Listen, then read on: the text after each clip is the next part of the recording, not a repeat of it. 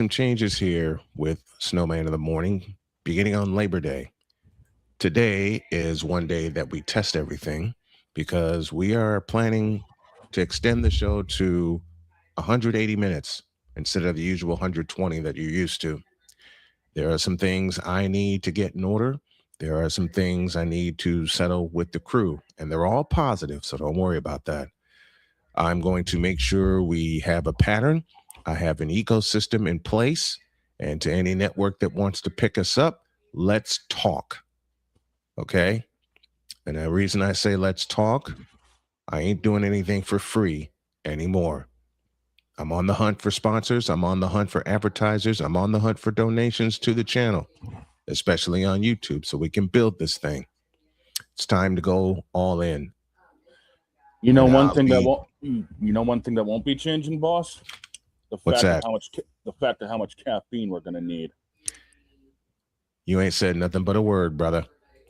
You ain't said nothing but a word. Let's go. I can't do it. We'll do it live. Do it live. I'll write it and we'll do it live. Mister, will you please wake up? Wake up. Wake up. Wake up.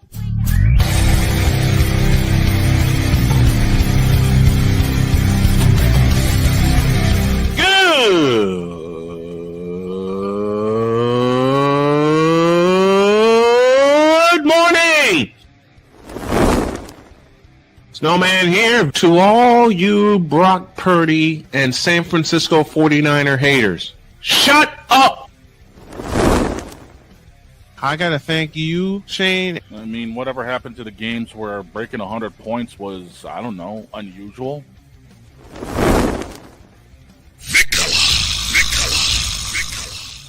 There was one word to sum up the All-Star weekend. Trays. Cause we take this job so serious. Splash Brothers, yes. Ray Allen, replace him with Steve Kerr. Reggie Miller, yeah.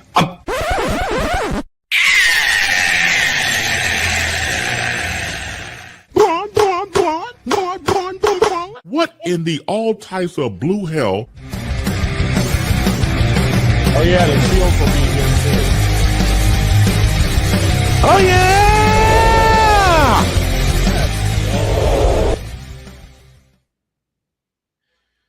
Boy, I gotta take y'all are gonna love, especially the folks at the channel of ESP Ben, where This Is Michelle has joined us and Napoleon Johnamite has joined us. Napoleon, I hope I make y'all I hope I make you proud, and I hope I make the audience proud. Good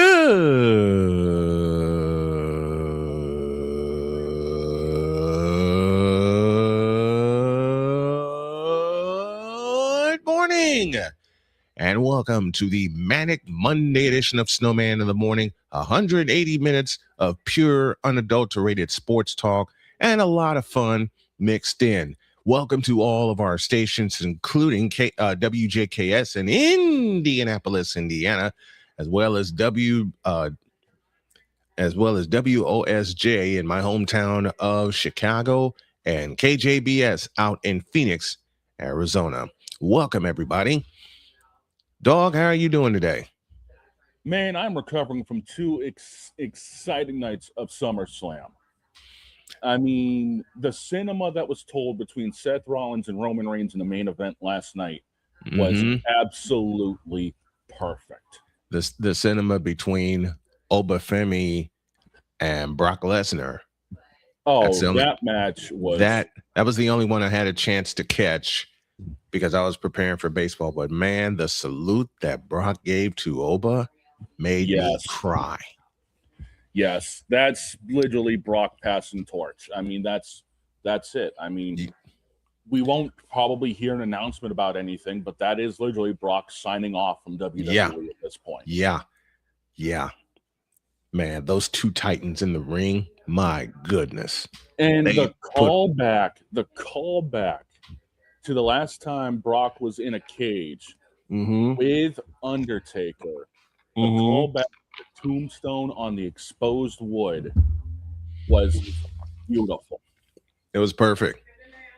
I'm just glad they executed it without anyone getting injured. Brock protected Oba on that one big time. Good. Good, good, good, I watched it back a couple of times, and Brock protected Oba. good, good. Very good. Very good. Okay. This is Michelle, who is a subscriber to one of my favorite channels in ESP Ben, where he exposes a lot of fouls in the WNBA, and it got me to thinking. I said something on that channel last night, and I'm going to say it aloud if I can find the button. I'm going to say it aloud right now. So to ESP Ben, and this is Michelle and others, I hope I make you proud.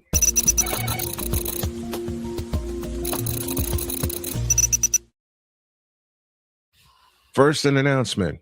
I have pulled away from covering the WNBA completely. That includes Indiana Fever games. That includes all the doubleheaders I had planned. And that just might include the playoffs. Even though the Fever are doing great, they're 8 games above 500 after their loss to Minnesota 108-100, in which the Fever set a record for number of 100-point games in a season. I have pulled away because, well, I'm just going to say it aloud. I have several reasons, but I'm going to focus on 2 of them. Okay. Number 1, give me this button here. The WNBA is full of shit when it comes to the Indiana Fever. I was about to say, I think the biggest reason is going to be the fact that the officiating is complete crap. Mm-hmm. The officiating is complete crap, and the conspiracy they have against Caitlin Clark and the Indiana Fever is full of shit. I mean, look at the fact that Caitlin Clark is on. Look at the fact that Caitlin Clark is on the cover of the deluxe edition of NBA 2K27. Mm-hmm. There you go. Last year, the cover belonged to Angel Reese, and we all sat here dumbfounded. I think the cover should be between Caitlin Clark and Asia Wilson every single year. In fact, you should have a cover every year that features those 2 players. Why? Because they are the 2 best players in the W right now. Here's the thing. You're missing a very big point, Snowman. They're not looking at the 2 best players. They're talking about the 2 most marketable players. Talking about the most marketable players. Caitlin is one of them. Angel's another. You have to take in consideration of that as well. Oh yeah, I've taken it into consideration. I mean, look at the fact that the base cover has Wemby on it, and the deluxe digital, like the one that's above Caitlin, has D Rose on it. Has Derrick Rose. Right. Mm-hmm. Marketable player. That's all marketing. That's all it is. Marketable players. Very marketable players.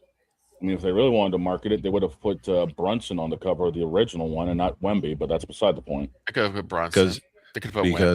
Because Brunson won the championship. They could have put Cat if they wanted to, because Cat is also a marketable name. You got to feature somebody from the champions on the cover. They could have put Danhausen on the cover for all we cared. Fair. Rhino, I didn't chop the head off of my golden goose. In fact, I got another one that's building. But for the simplest of Jesse Engelbert chopped that head. For the simplest of reasons,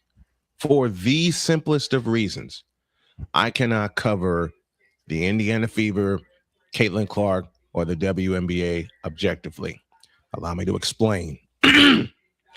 When I got into this business in 1995, the first thing that I was taught by listening to Jim Durham was, yes, you are covering your team, but at the same time, you be objective. Right. You call it fair right down the middle. Yep. Earlier this year, I did a game with the Indiana Fever at the New York Liberty. And all I could think of is that is where the shift happened. Tell me why Breanna Stewart went to the line 21 times. 19 in the second half. Tell me why almost every time, and I want y'all to listen to me carefully. It may sound like a conspiracy, but if you've watched the W as long as I have, you'll understand it. Tell me why every time Caitlin Clark and the Fever have the ball, a ghost foul is being called. In a sentence, that pisses me off. because it's the most unfair treatment of a team that I've ever seen. In yesterday's game against the Minnesota Lynx, let me describe this one. Sophie Cunningham gets elbowed in the mouth. Mm-hmm. No foul Why call. is Sophie Cunningham called for the foul? After they even reviewed it, they took 2.5 minutes to review it. And all I hear the PA announcer say is the call on the floor stands. What? Wait a minute. Sophie got elbowed in the grill, and Yeah. By she Nia got nailed Coffey. for the foul. Nia Coffey, and I love watching Nia Coffey because I saw her play at Northwestern. Mm-hmm. Mm-hmm. Nia Coffey elbowed Sophie Cunningham, and it wasn't malicious or anything. She was trying to get the ball in bounds, and she whacked Sophie Cunningham. It happens. It happens. That's a typical play. But at the same time, the fair call would have been either nothing or an offensive foul on Nia Coffey. They called the foul on Sophie Cunningham. It would have been nothing. The fairer call would have been nothing because you have to actually use intent on whether or not it's an offensive foul. Yeah. So and in that case, I would say no, nothing. I would call nothing. Let me interrupt this for a moment. Napoleon Johnamite says, today I'm expecting the A's to sell. I'm also dealing with my dad transferring to end of life care. Today, August 3rd, 2026 sucks. Napoleon, I'm going to change my take right now. Napoleon, there are two gentlemen here on this panel that totally understand that. Yeah. I'll take you back to June 12th, 2007, when it was my dad's last day. And to this moment, it's the hardest day of my life. The only good thing about the date of June 12th is that is when the Bulls won their first world championship. And my dad and I, my family and I watched it.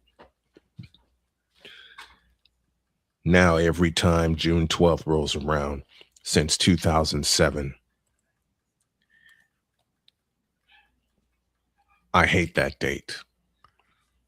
I know I got to live through it. I know I got to go through it. And Napoleon, I hope you understand why I'm letting this out. I hate the day of June 12th. In fact, I hate that entire week. Emotionally, I hate that entire week. Because from the 12th through the 25th is hard. Yeah. Very, very hard. And Victor, you went through that week with me. Yep. You went through that week with me, and it sucked. My dad and I were watching a replay of the NBA Finals that year between the Spurs and the Cavaliers. All he had was a cup of crushed ice. His skin was falling off of his finger, and the fingers were streaking, and he was just a set of bones.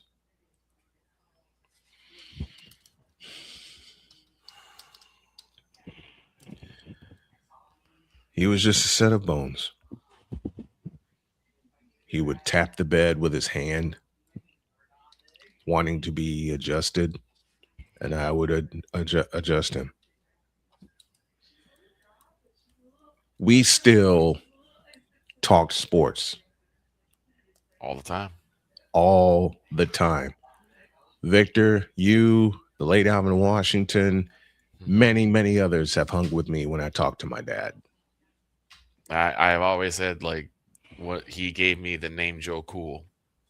Yep. When I picked up Snowman for a game, when I was able to drive, and it just started to turn a little dark, but it still was a little bright out. So I had my shades on, I had my suit on. Snowman had his suit on, and Sarge looked at me and just said, "Hey, look at Joe Cool over here," Yep. and that stuck. Yeah. Yeah. He gave us both a hug that day before we went to do our game. A lot of stuff I've learned from him. And Napoleon says, I'm just trying to make it through this period where we don't know how much longer he has. I get it. We get it. Yes. We get it. All of this is taking me back because the last time I remember seeing my dad was February 15th, 2022. Yeah. And the reason that day sticks out to me, the day after Valentine's Day. That was the day the Queen Pin and I got married. And that was the last time I saw my dad. 34 days later. 34 of them.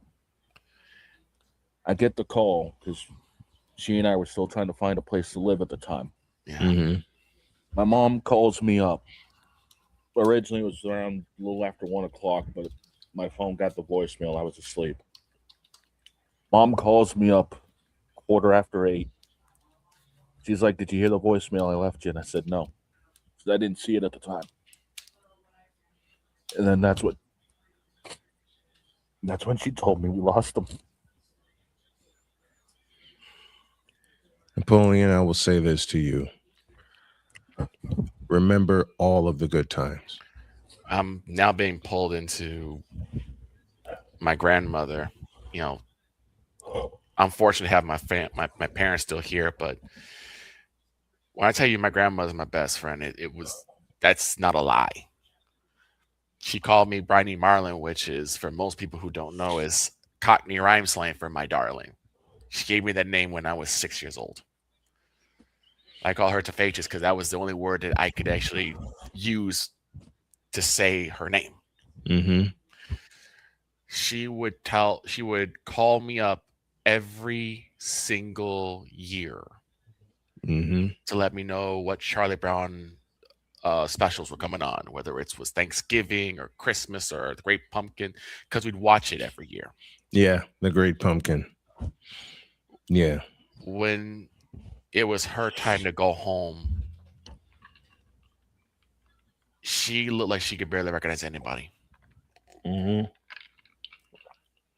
I told my mom I wanted to go see her when it was time because I thought I would be ready for it. My mom thought differently. So I woke up later that day. Mom was already gone. And I got the phone call that said that my grandma had passed away. This is now still injustice. Yeah. Yeah. I took my phone, and after the call had ended, I rifled it into the woods. Oh, yeah. Oh, yeah. My mom didn't yell. She didn't say anything. She just bought me a new phone. Yeah. Yeah. I mean, the day my dad was gone, I had gone into my old room because I was so exhausted. Had a full weekend of baseball. I've been running around trying to secure contracts for the new season. And I was just exhausted. You know what, Dad? You and Tiny got me into baseball. And that weekend after he passed in 2007 was Father's Day. Yeah. I had already made the decision. I'm not doing a thing until Victor called me. And he said, "Are you ready for this weekend?" I said, "Victor, I can't do it." We're living together at a time. Yep. and you made a decision that you weren't going, and I told you that the last place you need to be is alone. Mm-hmm. Mm-hmm. You need to be out there doing what you love to do, especially in honor of him, especially on Father's Day. Yeah. I cried all day, Father's Day.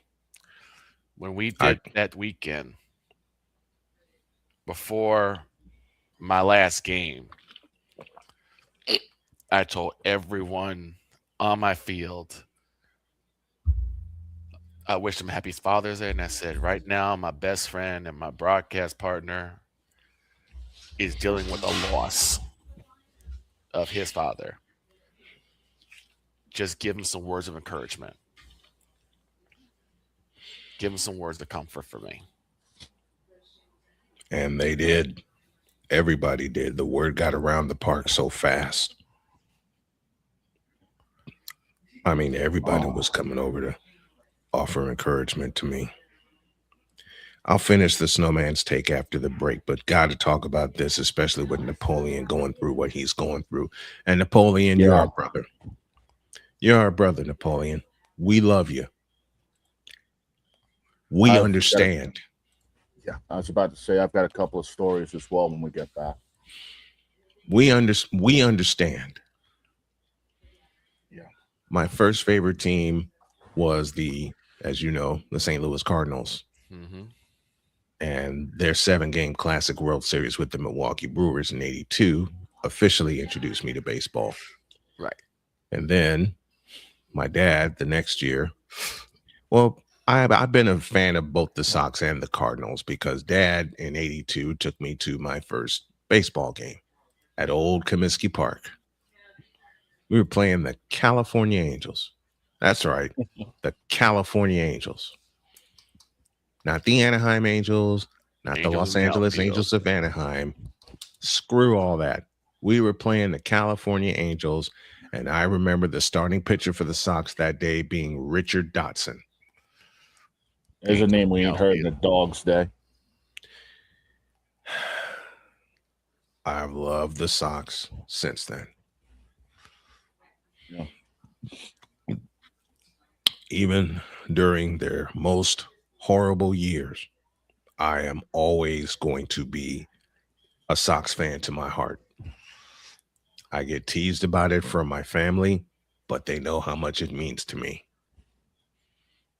That's why yesterday when I did the game yesterday against the Rays, Mm-hmm.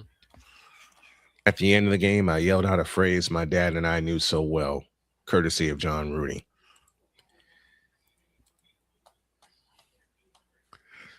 That's a White Sox winner. Man, do you know how many times Dad and I heard that? Especially in 2005. I remember him being so happy, even though he was so physically worn out the night we won it all. I had the radio going. I had the TV going. Joe Buck says the White Sox have won the World Series. John Rooney says a White Sox winner in a world championship. Mm-hmm. And we must have hugged and cried for a good 20 minutes. Oh, yeah. My phone was ringing off the hook.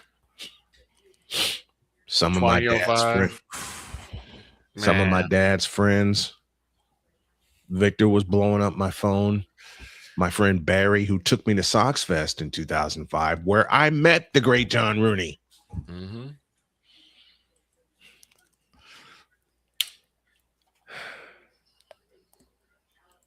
I'll leave y'all with this. Dad gave me the most terrific piece of advice. And Rhino, I know I can cover anything I want and do it the way I want, but I am professional and I am old school, and I'm going to stay that way. My dad told me the greatest piece of advice. And actually, he told this to me before I went off to college. Mm-hmm. Hell, he told me this before senior year started and after senior year ended in 1990. 1990. Geez, I'm old.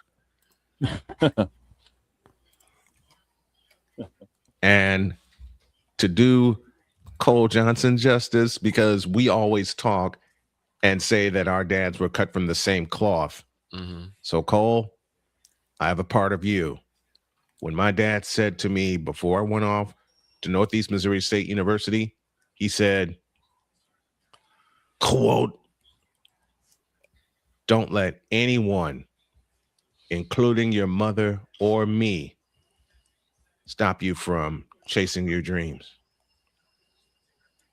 Close quote. Man, that has stuck with me forever. In all of the ups and downs, the starts and the stops, the inconsistency, which is being corrected one game at a time, one stream at a time, one show at a time. 30 years I've been at this. Labor Day will start season 31. And I never, and Victor can verify this, and Shane can verify this, I have never and will never stray away from the old school presentation of my play-by-play. No reason to. No. So, Napoleon, we've been there. And we're here with you, brother. Like I said, here with you. Like I said, after the break, I got a couple of stories of my own. Yeah. So, you know what we're going to do? We're going to take a break. We're going to share some more stories. And Napoleon, I'm going to share a couple. Shane's going to share a couple. And Victor's going to share a couple that'll make you laugh your ass off. We'll get to the sports, but we're honoring Napoleon Dynamite today with the message he just gave us. This is for you, brother. Funny stories, funny sports stories, family style. Introduce. This is Snowman in the Morning. The original Think Drink is back. Level up with proven ingredients formulated to crush your competition. No gimmicks, no jitters, no messing around. Just high potency results that keep you moving day or night. There's a new nerd in town, and we came to play.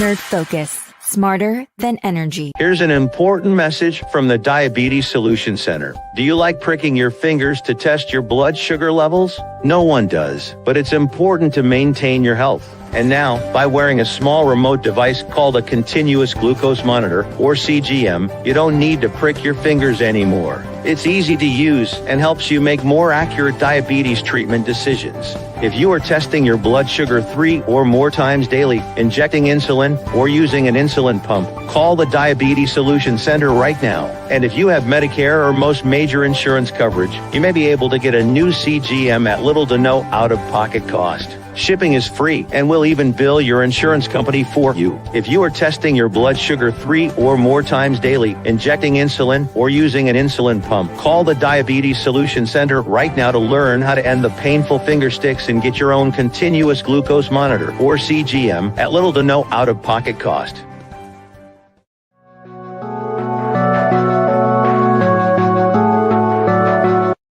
I want to do a TED Talk, but I don't have anything to talk about yet. I'm getting there. Life is for the living. We're not here that long. You can learn anything you want to learn without any money spent. What do I really enjoy? What do I really want out of life? I am your host, WIZE. Are you in a life holding pattern? Well, this is for you. Welcome to the Stuck in My Mind podcast. Live every Monday, Tuesday, and Wednesday at 4 p.m. Central.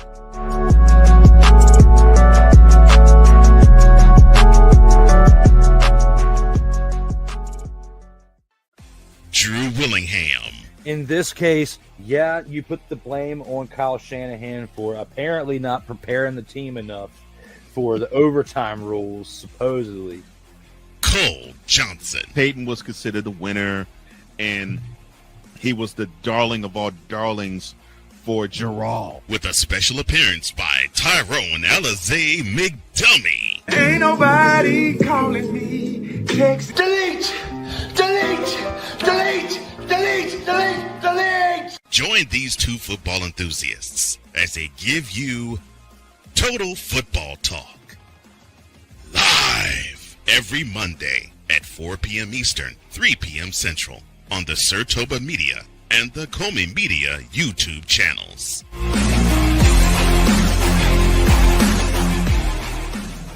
Cause we take this job so serious. I'm sorry, what are these things called? Spices? Spices, thank you. My brain went bleh. What in the all types of blue hell? This is Snowman in the Morning.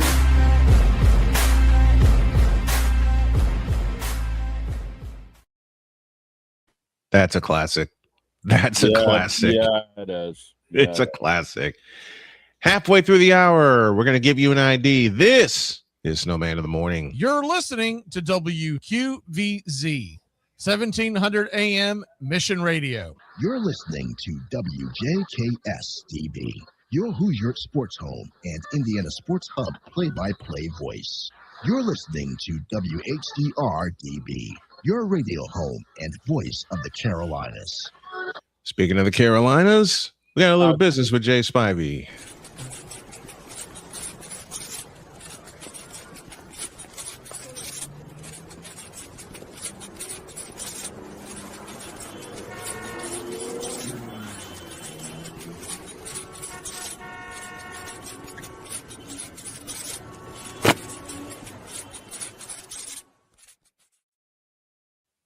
The one and only great Jay Spivey is with us from Carolina. Good morning, Jay. How are you? What up, guys? What's happening, Jay? And boss, I was actually going to call an audible and hold my stories till the second hour because I saw Jay showed up. Yep. So. Yep. And I got to do it again because I did it last time. From North Carolina, professional Jay Spivey. I'm glad you corrected that. It is North Carolina. We're better than South Carolina. Thank you, Ray. For all those people Ray that Clay. always say the Carolinas instead of the Virginias and the Dakotas. Right. It's right. North Carolina. Right. We're separate states. It is, and they are. At least you don't have to deal with Alarm Island and the Gamecocks. Well, Jay, I was born off of Camp Lejeune, so if anyone knows about North Carolina, it's me.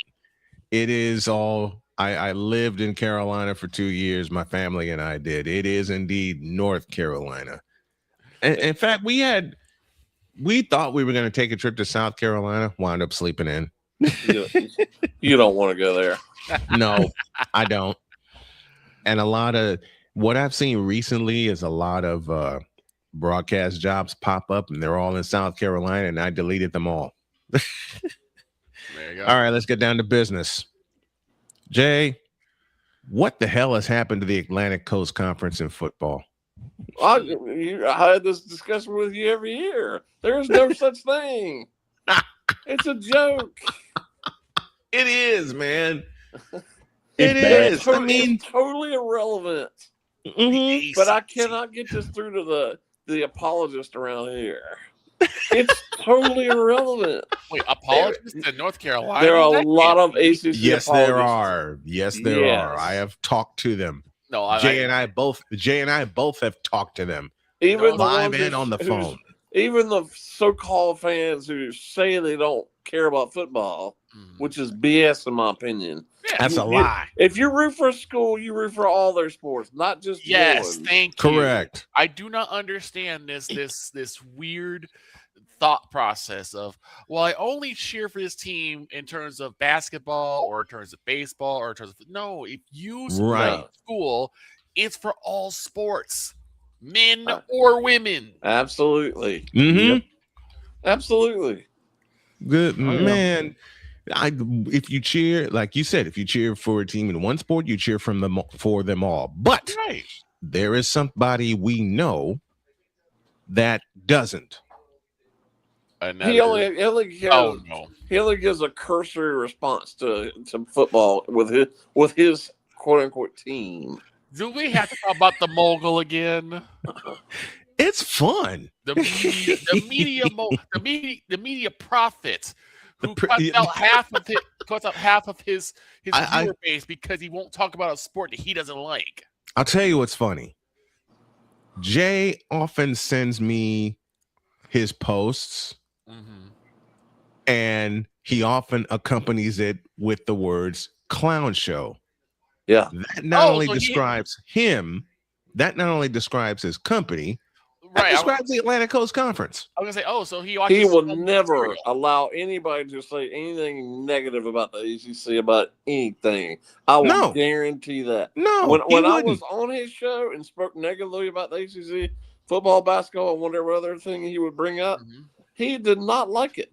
So wait, so he used the term clown show. So does that mean he watches his own material? He doesn't know what he's talking about. He doesn't have a clue. He is an apologist. Do not say anything negative about Carolina. Do not. And you talk about a clown show right now. Carolina football. Oh, God. Yes, exactly. Oh, Panthers, God. hello. What a joke. It is. It is. It's an embarrassment. I never, you know what? Even the times I went to an ACC game in Chapel Thrill, I was not. You mean I was Chapel not impressed. Before Chapel Bill, and we don't. I was not impressed. I was not impressed. They fired Michael Lombardi last week, and we don't even know what he did. But so obviously something severe.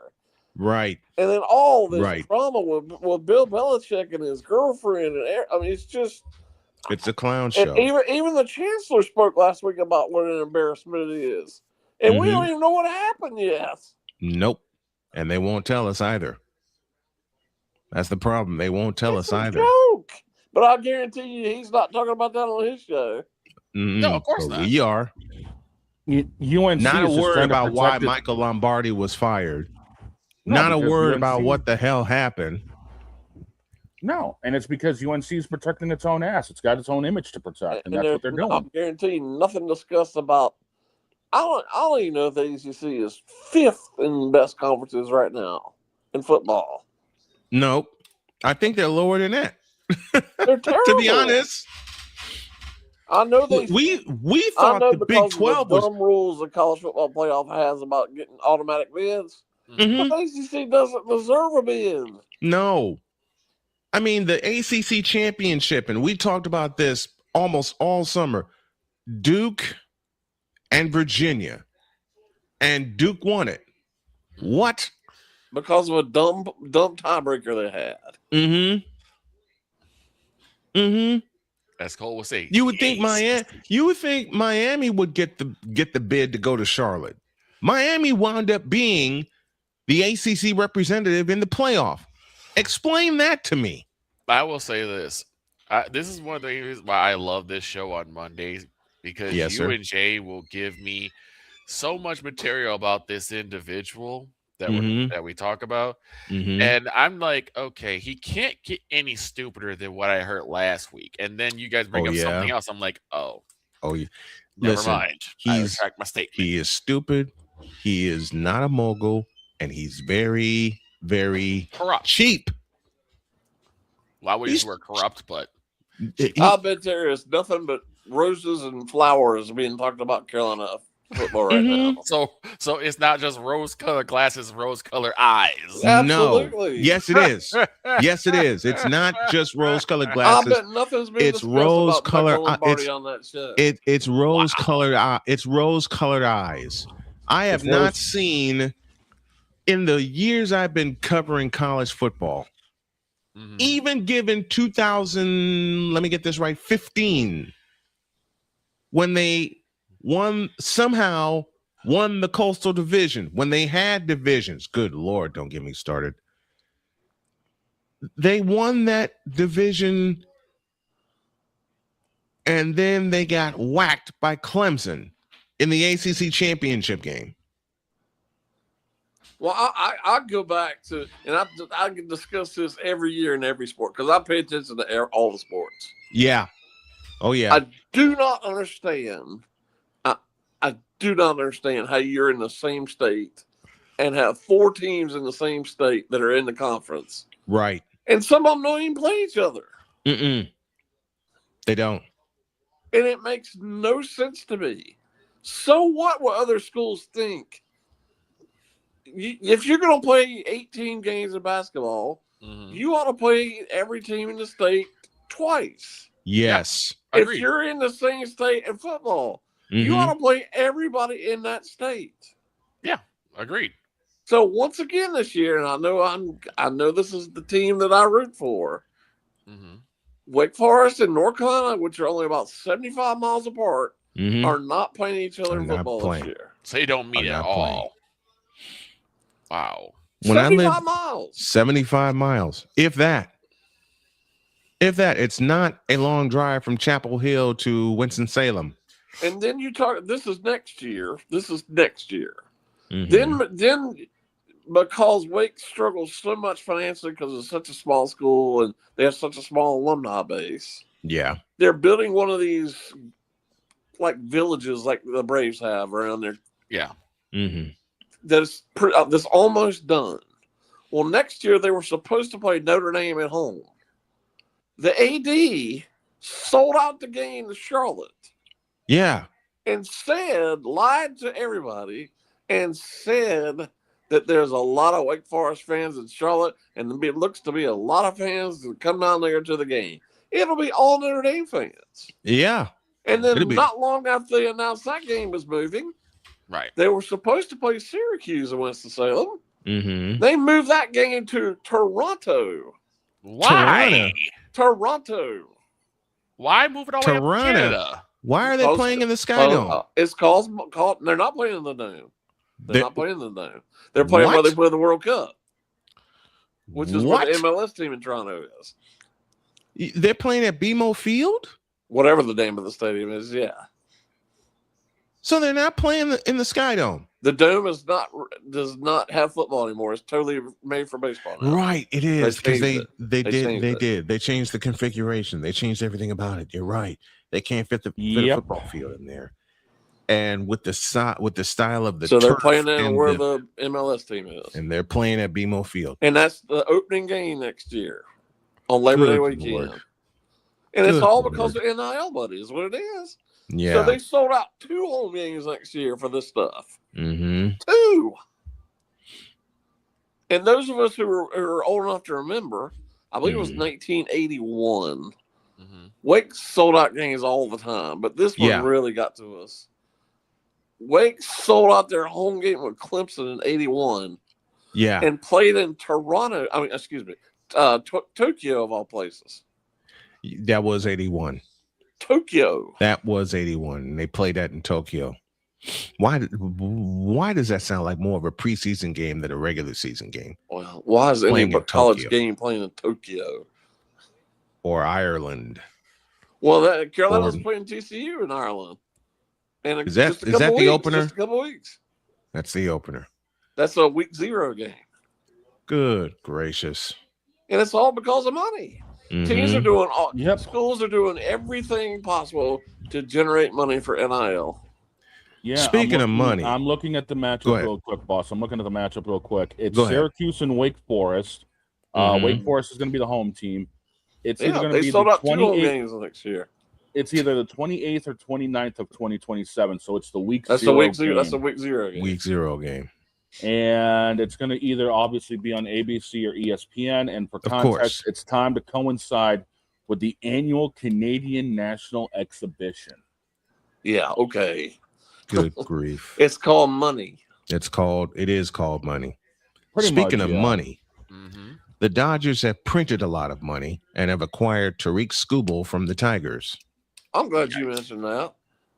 Because today, if a lot of baseball fans will probably attest to, it's like Christmas for a lot of baseball fans. Oh, we're committing another sin and talking about baseball. Today's trade deadline day. It is. Yes, it is. 6 o'clock Eastern time.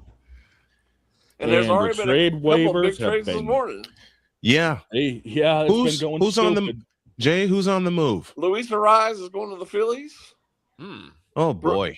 Brooks Raley's going to the Phillies. And Jose Soriano, for some unknown reason, is going from the Angels to the Blue Jays. Luis Garcia Jr. is going to the Yankees. That was yesterday. They made that deal yesterday.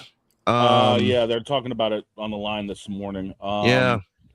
White Sox got Luis Castillo from the Mariners. That was yesterday. That was yesterday, and that's a big bolster move for them. That is. That's a big move. Because what have I said all year about the White Sox? What is the one piece? The one piece that I said was missing from the White Sox this year, even though they are at a 3-game lead. By God, I love it. A 3-game lead in the Central Division, and they took a little Jay bit of a gamble. Yeah, because he's technically controllable through 28. He's signed through this year, actually through next year, and then he's got a club option for 28. And they have so assumed they had to give him a lot more prospects than some of these other teams did. Right. Well, also your White Sox, their boss, added Huascar Brosban from the Mets, and they also added Jose Urquidy, former Astro. So they got a couple good arms. To go back to Scooble, all these people that are mad at the Dodgers, I'm not mad at the Dodgers. It's not the Dodgers' fault. They're doing what's within the rules. I don't blame the Dodgers for doing this. They are. But to me, the issue is the rules. I mean, I looked last night. Not only, they fleeced the Tigers. The Tigers got nothing in return. They got nothing. Jay, you'll agree with me on this one. What's the old saying that's always been out there? Don't hate the player, hate the game. Exactly. Don't hate the player, hate the game. The Dodgers, it's not their fault. Me neither. Because Jay, as you said, they're within the rules. They're within the rules, which represents the problem, which is why there will not be baseball next year. This represents, and I said this as soon as it happened Saturday night.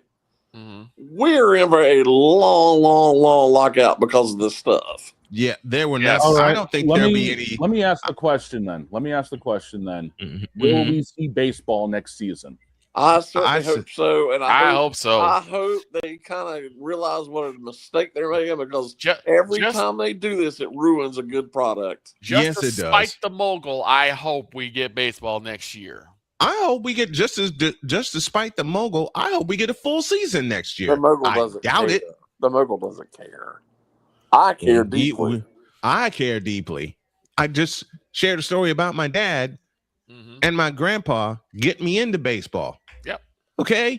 Baseball is, in terms of sports, baseball is my first love and always will be. Even though the first game I ever called was a basketball game.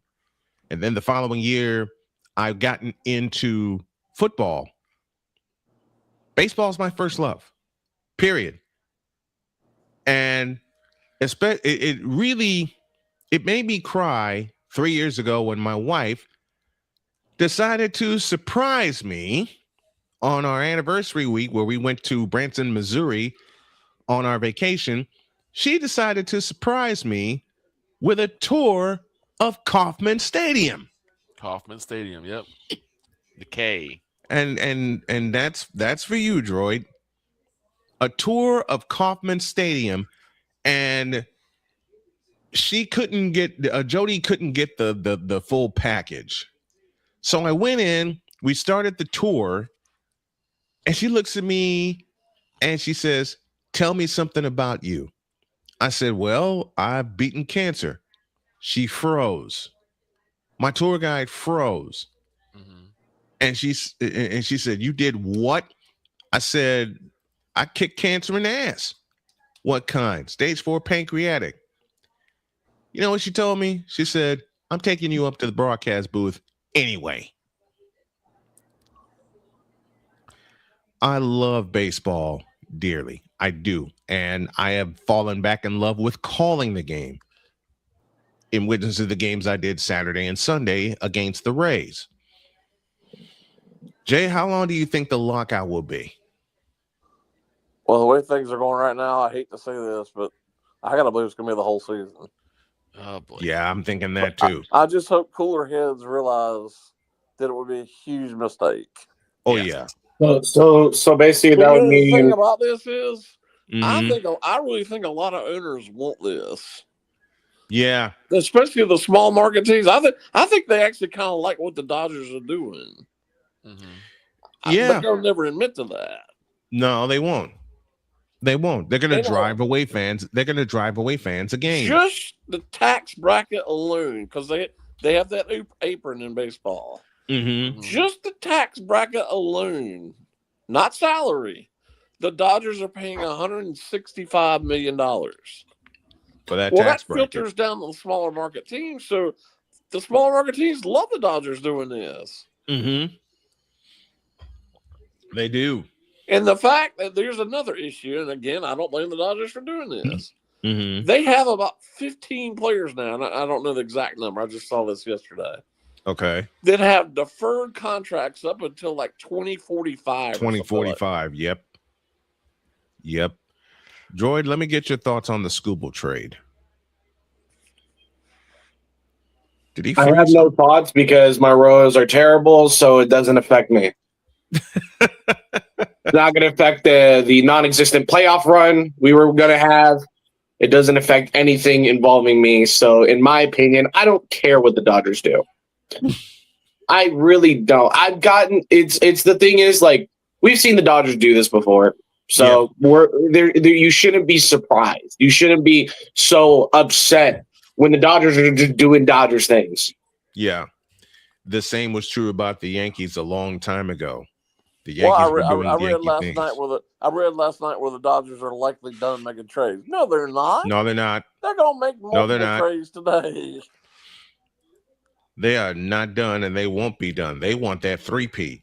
And the fact that, like I said earlier, that the Tigers let them fleece them and didn't have to give up any major prospects for Skubal is beyond words to me. You know, I think we all got the hint, even a couple of years ago, that Skubal wanted away from Detroit. I think we all got that hint a couple years ago. And what's horrible is what Jay said. The Tigers got fleeced. So now it's like, now what for the Detroit Tigers? This is a team that was in the playoffs a couple of years ago.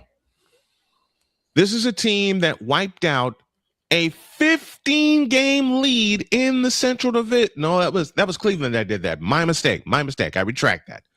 This is a team that led the Central Division by 15 games before they were caught from behind by the Cleveland Indians. And yes, I said Cleveland Indians. Detroit is headed for some real dark times very fast. Hello? I'm here. Oh, you went silent there. I don't understand. Much like, and I think this is analytics driven in a lot of ways. Yeah. Much like the Red Sox have done, although they've come back and played much better recently, Mm-hmm. and the Astros. I don't understand why Detroit acts like a small market team in a large city. I don't either. Mm-hmm. I don't And either. the Red Sox and the Astros have done the same thing. I mean, look at the players the Astros and the Red Sox have let go. Mm-hmm. And the Tigers don't remind me what we've done up here in Boston. Listen, the surprise, besides the Boston Red Sox and the White Sox, obviously, the surprise lately has been, once again, the Houston Astros. Father O'Shaughnessy drinking again. In the last 12 games. 11-1 in their last 12. They trailed the West Division sometimes by at least 10.5 games. And look who's sitting up top at the trade deadline. And the look Red who's Sox sitting up top at the trade deadline. 23-3. Yep. They went on that 14-game winning streak. And they just swept the Dodgers. They just swept the Dodgers in LA. Yes, they did. Yeah, the 6th straight road sweep for us. Mm-hmm. Because they came to Chicago, they came to New Comiskey Park and kicked our ass. Okay? With a 3-game sweep. And we see y'all beginning tomorrow, and we want some revenge. Anyway. Good luck with that. I know. Boston's too hot right now. But anyway, to say for me that this season has been upside down is an understatement. It's a total understatement. But I mean, what is there not to think that there's not going to be a lengthy lockout next year. Right. It's gonna be lengthy because it's very competitive. Baseball's very competitive right now. Your Braves, my friend, are running away with the National League East with an 8-game lead over Philadelphia. Well, that's partly because the Phillies have stunk up the field the last 2 weeks. But True. The Ted Turner revenge tour continues. But I still think, I don't care what the record shows, I still think the Phillies are better than the Rays. I really do. And they still have 7 more games with each other. Yeah. And which will probably decide the division. Yeah. Just like we have 3 more with the Cleveland Indians coming next weekend. And if the playoffs start right now, the Braves would play the Phillies in the wild card. And the last time those two played, Philadelphia put a foot. Philadelphia put a foot in. I want. I know, because Jay, you and I have both talked about it, and everybody here on the panel has seen it. Philadelphia can get hot at any time. That is the great. That's the greatest reaction to a game. They have great pitching. They have great pitching. Yes. Even before they got a rise, Schwarber and Bryce Harper just scare the crap out of me. Schwarber scares the daylights out of me. Schwarber scares the daylights out of me. That sounds like a reaction between a game between the Browns and the Jets. Just ugh. And here's what I don't get. No. Somehow, as sorry as the Mets are, yeah, they own the Braves. The Braves are 4-6 against the Mets this year. How are the Braves 4-6 against the Mets? How? And play 3 more next week against them. How are they 4-6 against the Mets? They have stunk up the field against the Mets this year. They played a doubleheader last week, scored a total of 3 games, and somehow won one of them. How? I don't know. They won 1-0 because Chris Sale pitched his butt off. Yeah. But that's Chris Sale. And they won that game 1-0. Boston. They scored 3 runs in 2 games and won one of them. Like I said, that's Chris Sale. The White Sox had him, the Red Sox had him, and now he's with the Braves, and he's fully healed from his surgery. And because everybody babies pitchers in baseball, he's supposed to pitch tomorrow night against the Marlins. But the Braves moved him back to Friday against the Yankees. Why? Because he needs some rest. That, and it's a bigger market game. I see that. The Yankees game means nothing. You're going to tell me that you're not going to want your best pitcher on the bump when the Yankees come to town? Come on, man. The Marlins game means way more than the Yankees. The Marlins is a division game. Yeah, I would go for the division. I would go for the division game. I would go for the division game because when we see Boston, I think Thursday we're going to throw Anthony Kay at you, and he's one of the aces of the staff. Yeah. By the way, Jay Spivey, when Philadelphia comes to Atlanta, well, that series blanking sucked. Yeah.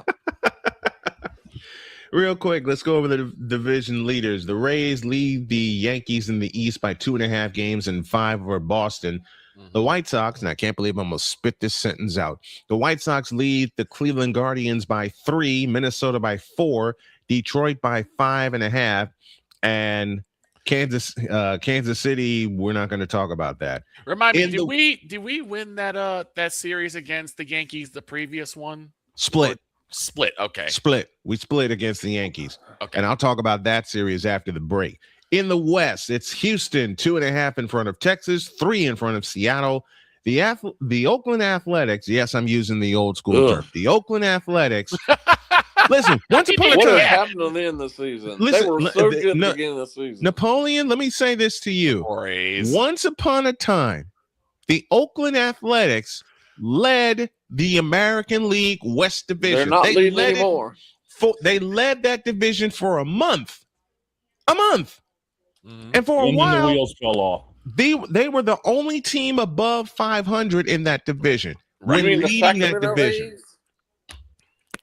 They are 22 games below 500. They have fallen off a cliff. Yep. I think that started when they found out they were moving to Las Vegas and played in the new stadium. I still call them the Oakland Athletics. And then you have the California Angels. Trout You wants have to a get team traded. They are an in which embarrassment. they've been an embarrassment, and Victor's going to get a laugh out of this. They've been an embarrassment since 2005. And I doubt this is going to happen today. Why does Mike Trout want to stay there? I've asked that question for years. He needs to get out of that city. Why do you want to play your whole career? Now, am I wrong about this? Has he not played a single playoff game? He has not played a single playoff game. Just in 14 embarrassing. years. In 14 years. One of the best baseball players of all time. Mhm. And you're not going to play a single playoff game. A complete baseball player, Oh. and he hasn't played a single playoff game. Get out of there. In 14 years. Get out of Shohei there. left. Look what happened with him. He ended up getting a couple. Shohei's a champion. I'm not blaming this. I'm not blaming this on Trout. The only thing I'm blaming Mm-mm. on Trout is why he doesn't want to get traded. Right. I'm sorry, Trout, but you're not Derek Jeter. Okay, you're not built for staying in one town. You need to get your playoff games in. It's got to be miserable. I'm not surprised that it is miserable, because the Angels have sucked for so long. I told you, I think they've sucked since 2005. If it were me, I would beg to get rid. He has a full no trade. If it were me, and I saw a lot of this last night. If it were me, I would beg to get traded to the Phillies, which is where he's never.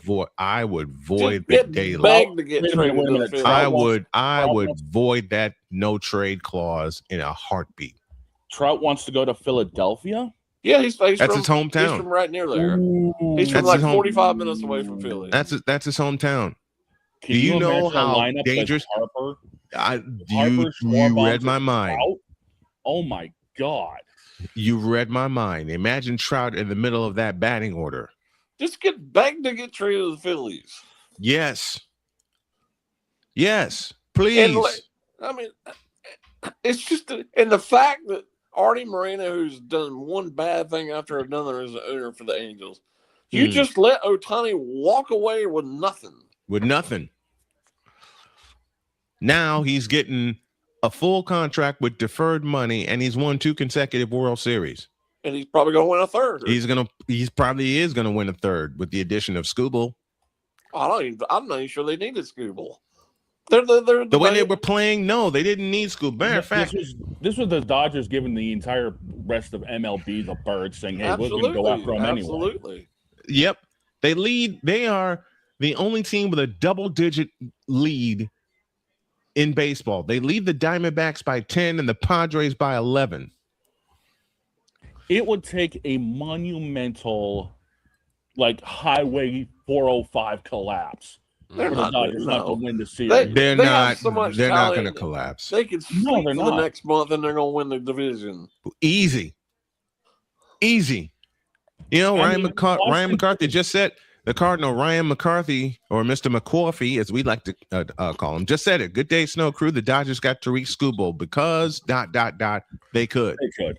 Yeah, absolutely. And look at it this way: they already had Snell. Yamamoto has been kind of iffy at best, but he's forming around. And then, of course, you got the legend that is Shohei Ohtani. Well, I told a friend of mine this yesterday.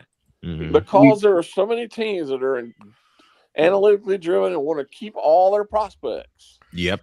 The 2 teams who should have gone after Skubal and didn't, apparently, the Brewers and the Rays should have both done whatever they could to get him. Yes. Because Agreed. neither one of them have ever won a World Series, and they both have the team that could win the World Series. Go for it. Go for yours. I think the Brewers go for it. The Brewers would have been a better fit because look at the 1-2 punch of Skubal and Mizorowski. Yeah. And Could Chad, you imagine, and could you they imagine have a third facing ace Skubal in and Mizorowski? In fact, they have a third ace in Chad Patrick. Go after I him. mean, didn't But instead, Mizorowski you're gonna let strike the out? Dodgers just steal him for nothing. Didn't Mizorowski strike out like 13 Angels yesterday, even though he gave up 2 runs? Yeah. And he put on a hell of a performance. I mean, come on here. Even in a loss, this man's getting double-digit strikeouts. Listen, how dangerous would that Brewer staff be with Mizorowski, Chad Patrick, and Tariq Skubal? That would have been lethal. I mean, Very.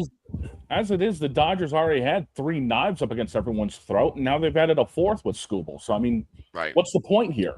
Yeah. What's the point indeed? All right, we're overdue for a break. Jay Spivey joins us to talk baseball. And yes, we talk baseball every Monday on this program. And Jay, I want to thank you. I love you. Thanks for being here. We'll see you next week. All right, guys. Later, Jay.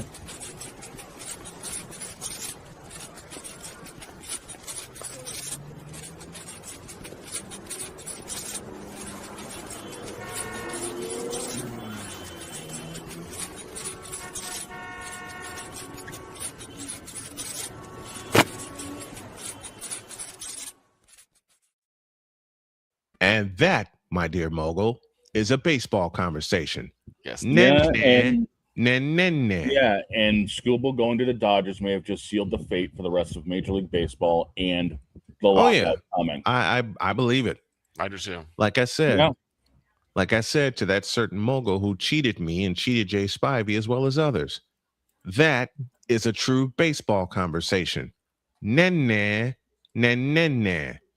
Hour 2 after this. This is Snowman in the Morning. The original Think Drink is back. Level up with proven ingredients formulated to crush your competition. No gimmicks, no jitters, no messing around. Just high potency results that keep you moving day or night. There's a new nerd in town, and we came to play. Nerd Focus. Smarter than energy. Here's an important message from the Diabetes Solution Center. Do you like pricking your fingers to test your blood sugar levels? No one does, but it's important to maintain your health. And now, by wearing a small remote device called a continuous glucose monitor, or CGM, you don't need to prick your fingers anymore. It's easy to use and helps you make more accurate diabetes treatment decisions. If you are testing your blood sugar 3 or more times daily, injecting insulin, or using an insulin pump, call the Diabetes Solution Center right now. And if you have Medicare or most major insurance coverage, you may be able to get a new CGM at little to no out-of-pocket cost. Shipping is free, and we'll even bill your insurance company for you. If you are testing your blood sugar 3 or more times daily, injecting insulin, or using an insulin pump, call the Diabetes Solution Center right now to learn how to end the painful finger sticks and get your own continuous glucose monitor, or CGM, at little to no out-of-pocket cost.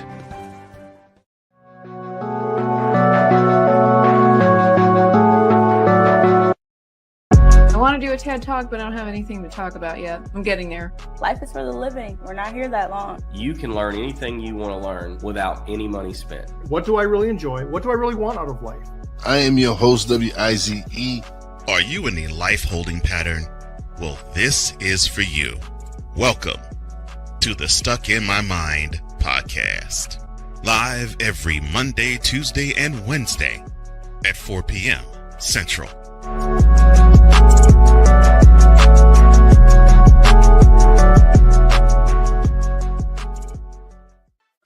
Drew Willingham. In this case, yeah, you put the blame on Kyle Shanahan for apparently not preparing the team enough for the overtime rules, supposedly. Cole Johnson. Peyton was considered the winner, and he was the darling of all darlings for Gerald. With a special appearance by Tyrone Alizé McDummy. Ain't nobody calling me. Text delete, delete, delete, delete, delete, delete. Join these two football enthusiasts as they give you total football talk. Live every Monday at 4 p.m. Eastern, 3 p.m. Central on the Sertoba Media and the Comey Media YouTube channels.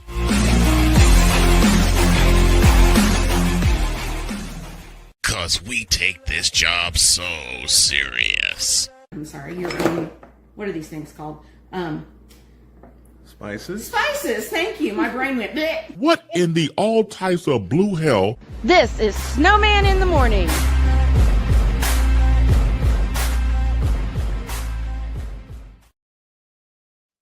That's my beauty.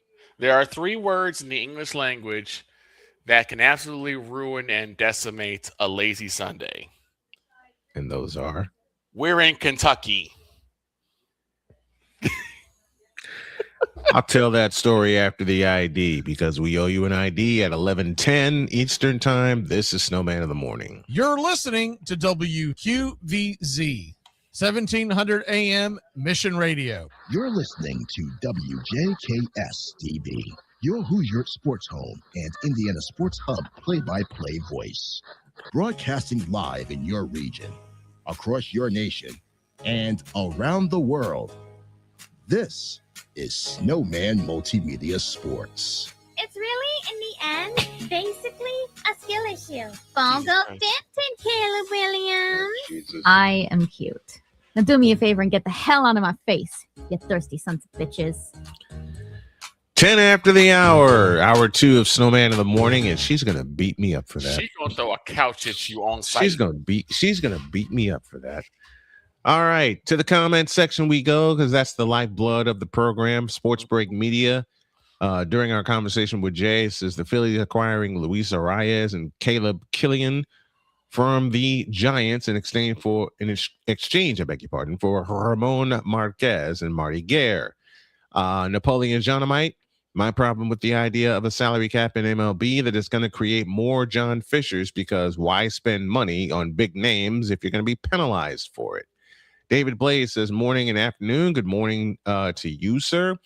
Caleb Hernandez, the A's lead the West just like Tony Romo leads the CBS anchor team. Oh, geez. That's foul. I think Tony Romo is out of there. He said, have they ever had a good season in talking about the Angels? And as I said, David, not since 2005. Not since 2005. Sick Diggy is here with us. It's a manic Monday with the Muppets' own Animal on the drums with the Bengals and for the Bengals. Oh God, that band. A lazy Sunday. I was supposed to have a lazy Sunday. My wife got up and said, "Me and Mom are going to a rabbit show." Mm-hmm. Cool. Which told me I can sleep until 3:00. I prepared for both games I was going to do that day. One with the Colts, the other with the 49ers. I had both sets of notes. I looked at the Colts notes and roster and I said, screw that. I'm going back to bed. Mm-hmm. Lucy joined me.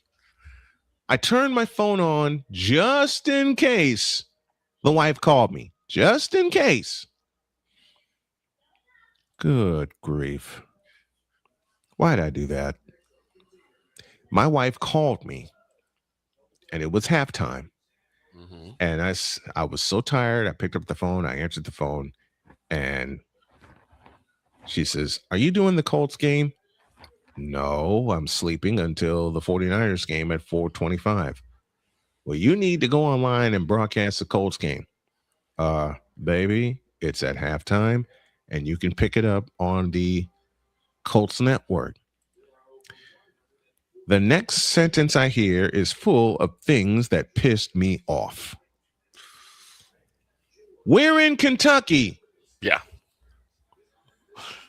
And my response was, off. There's a couple of questions for Droid.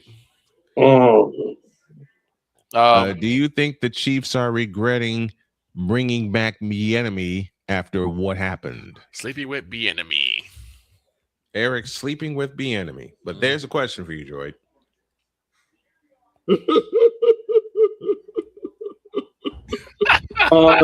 Meanwhile, with hour 2. So there you go. I'm just gonna say, Bieniemy is probably one of our best offensive coaches we've ever had in Chiefs history.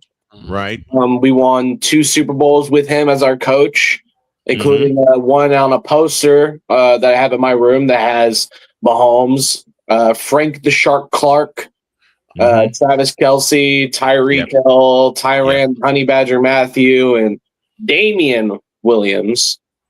54. You mean to tell me you got Super Bowl 54. You got Travis Kelce on a poster without Taylor Swift? Wow.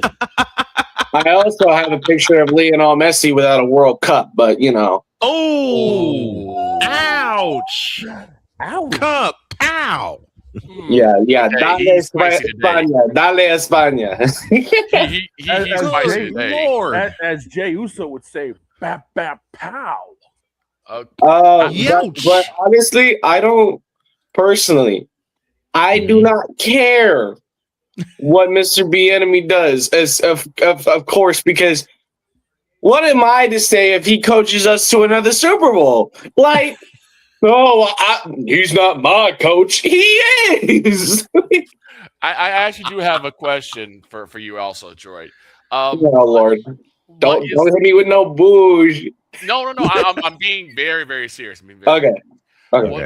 Has there been any updates on Patrick Mahomes' progress? What is the prognosis for his return? Will he be back? So, in practice throwing, he looks okay. He's buckling a bit on his favorable knee, but that's probably because it's had so much strain. So I wouldn't see that as a worrisome sign. I'd see that as like keep an eye out for it. Okay. Yeah. His throws look on target. Justin Fields overthrowing his usual in practice. Well, I'm not even lying. I'm not even joking. I watched 1 minute of film of KC Chiefs practice, and the first ball Justin Fields throws, it's to Rashee Rice. It's going. It's over his head. It's to the defender. Come on. Look, that's the problem. I know you're not joking. Throws to Jesus Christ. Oh, Jesus Christ. No, throws to his, He throws his to favorite blade of grass. He throws to the hot dog guy in the 4th row. But it's He just throws to the Kansas City Mavericks. All right. So damn. So something else I also wanted to bring up about Mahomes is like I hear the concern because the biggest concern is, well, what if he re-injures? And I completely understand the worrisome of that. Yeah. Because if he re-injures, you realize who we got to rely on now. Then you have, then you really have, you really have to rely on Justin Fields. Or just would be the cornerback we'd have to rely on. And at that moment, I would say, Mr. Brian Snow, I quit. He will break glass on the season. I will. Every time you say, all right, Droid, the Chiefs versus. Doggone, that's Austin's music. Listen, my gosh. All jokes aside, I'm actually really excited for this season, especially in terms of the Chiefs. I'll just make this a Q&A for right now. Bring your football question since we're talking football. Bring your football. By the way, Droid, just be glad of one thing. It could be worse. It could be Dak Prescott. Oh, Jesus. No, I'd actually, dude, I hate on Dak Prescott just as much as the rest of the panel, but he's a genuinely good quarterback. It's just, he has his moments. He's not Justin Fields. He can actually throw the ball. True. I mean, dog. You remember you used to have Mac Smith. and Cheese Jones on your team. I wouldn't. Yeah, you used to have Mac and Cheese Jones, sir. I got something about mac and cheese. I'll talk about that in a moment. Damien dropped me a question. He says, question for Snowman. How worried are you with Pearsall being out for the season? I'm not. That is true. I kind of figured that Pearsall was still dealing with lingering injuries. But I'll give you two main reasons why I am not that worried. Okay. Number one is Mike Evans, and number two is Deebo Samuel. I wouldn't trust it. Deebo. Yeah, I do. Deebo is familiar. Deebo is so familiar. Yes. Deebo is back on a 1-year, $7 million deal with San Francisco. I am not worried. I am not worried because the way that offense is run, and thank you to the late great Bill Walsh for being the architect and the master of the West Coast offense. Everybody save the line. Everybody that is involved can catch the ball. That would worry me if I'm a Washington fan, because if Debo was there for 1 year and they came back, what does it say about his confidence in JD5? Exactly. I would say Debo also has to put a little bit of responsibility on himself, because you need to be able to catch the ball. That's very true. And that's the main reason I'm not worried about losing Ricky Pearsall for the season. Would he be where did Juwan go? Huh? Where did Juwan go? Juwan went to Minnesota. Juwan Jennings went to play for KM. Yep. KM1? Debo and Evans are both injury prone, says Damian Hernandez, and CMC, you should be worried. I'm not worried, because in case you didn't know, Mr. Caleb Hernandez, CMC played all 17 games in the regular season last year. Period. And Caleb, flirted. I was going to say, Caleb, do you not remember that the fact that they had a MASH unit in San Francisco and they still made the playoffs? We still went 12. Give me this camera. They roaches. Give me this camera. Everybody playfully hated on my team, which, as you all know, has been the San Francisco 49ers. We playfully hated on your team. Seattle said, no, we legit going to hate your team. We legit going to hate you. And they kicked us in the ass in the divisional round. But by that time, we were so beaten up because we lost George Kittle in Philadelphia in the wild card game. And I still don't know how the hell we won that wild card game at the home of the champs. By the way, from what I saw, Kittle's still looking good. Oh, I saw Kittle, and Kittle looked like he's on track to start week 1 for the season. George Kittle. It's the animal. It's the conspiracy theory. No, it's not a conspiracy. Shut up, Victor. It is not a conspiracy theory. Shut your mouth. Conspiracy. Shut your mouth. I smell conspiracy. Put the 10 hats away, Victor. Wait, why do you smell conspiracy, Victor? And you know why. It's going to happen again this year, too. Just say it. Why do you smell conspiracy? George Kittle is out for the rest of the season with a blown ACL. That's what's going to happen. No, it's not. No, Travis Kelce will blow this ankle out first. Hey, none of that. I don't want that. I don't want that for Travis Kelce. I don't. Too many jokes I love.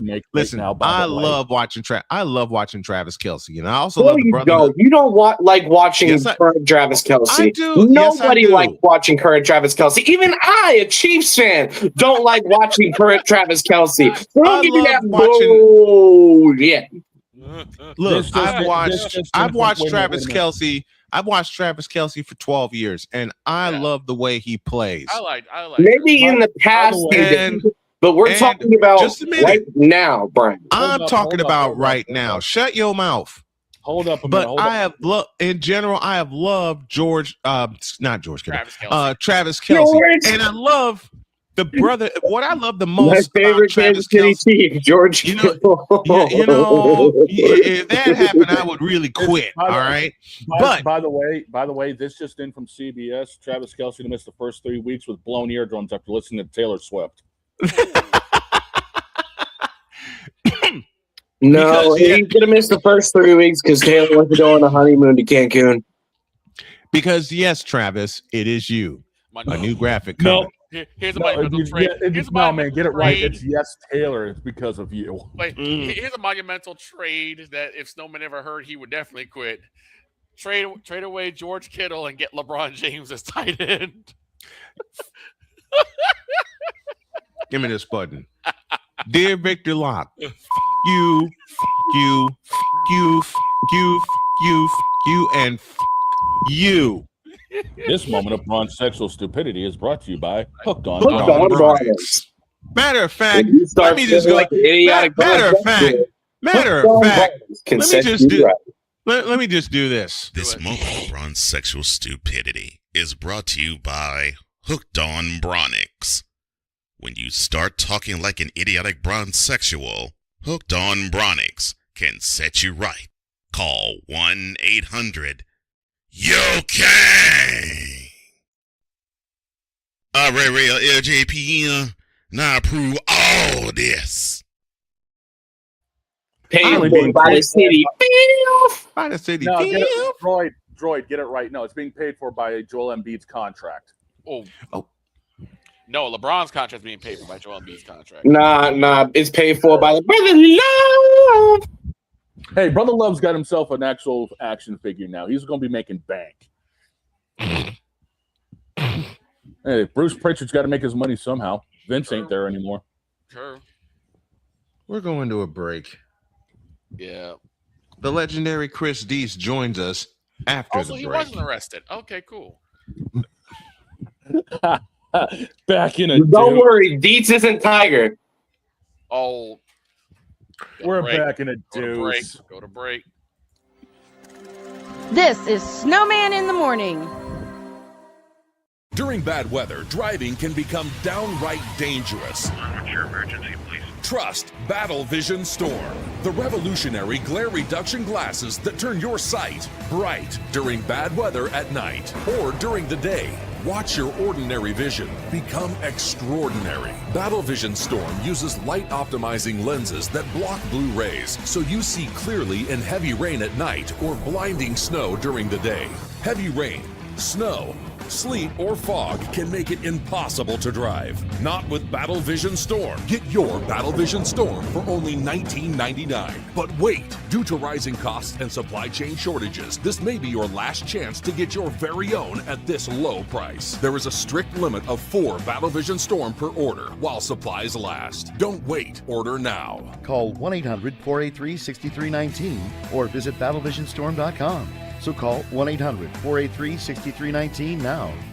Here's an important message from the Diabetes Solution Center. Do you like pricking your fingers to test your blood sugar levels? No one does, but it's important to maintain your health. And now, by wearing a small remote device called a continuous glucose monitor, or CGM, you don't need to prick your fingers anymore. It's easy to use and helps you make more accurate diabetes treatment decisions. If you are testing your blood sugar 3 or more times daily, injecting insulin, or using an insulin pump, call the Diabetes Solution Center right now. And if you have Medicare or most major insurance coverage, you may be able to get a new CGM at little to no out-of-pocket cost. Shipping is free, and we'll even bill your insurance company for you. If you are testing your blood sugar 3 or more times daily, injecting insulin, or using an insulin pump, call the Diabetes Solution Center right now to learn how to end the painful finger sticks and get your own continuous glucose monitor, or CGM, at little to no out-of-pocket cost.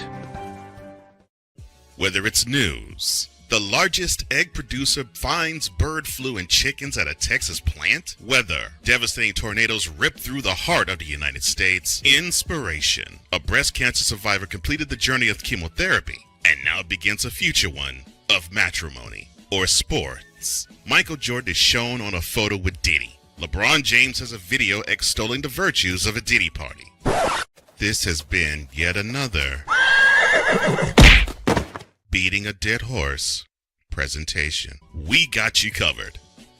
BS3 Network, in association with Comey Media Incorporated, proudly present The Morning Shift with Cole Johnson. Live every weekday at 8 a.m. Eastern, 7 a.m. Central.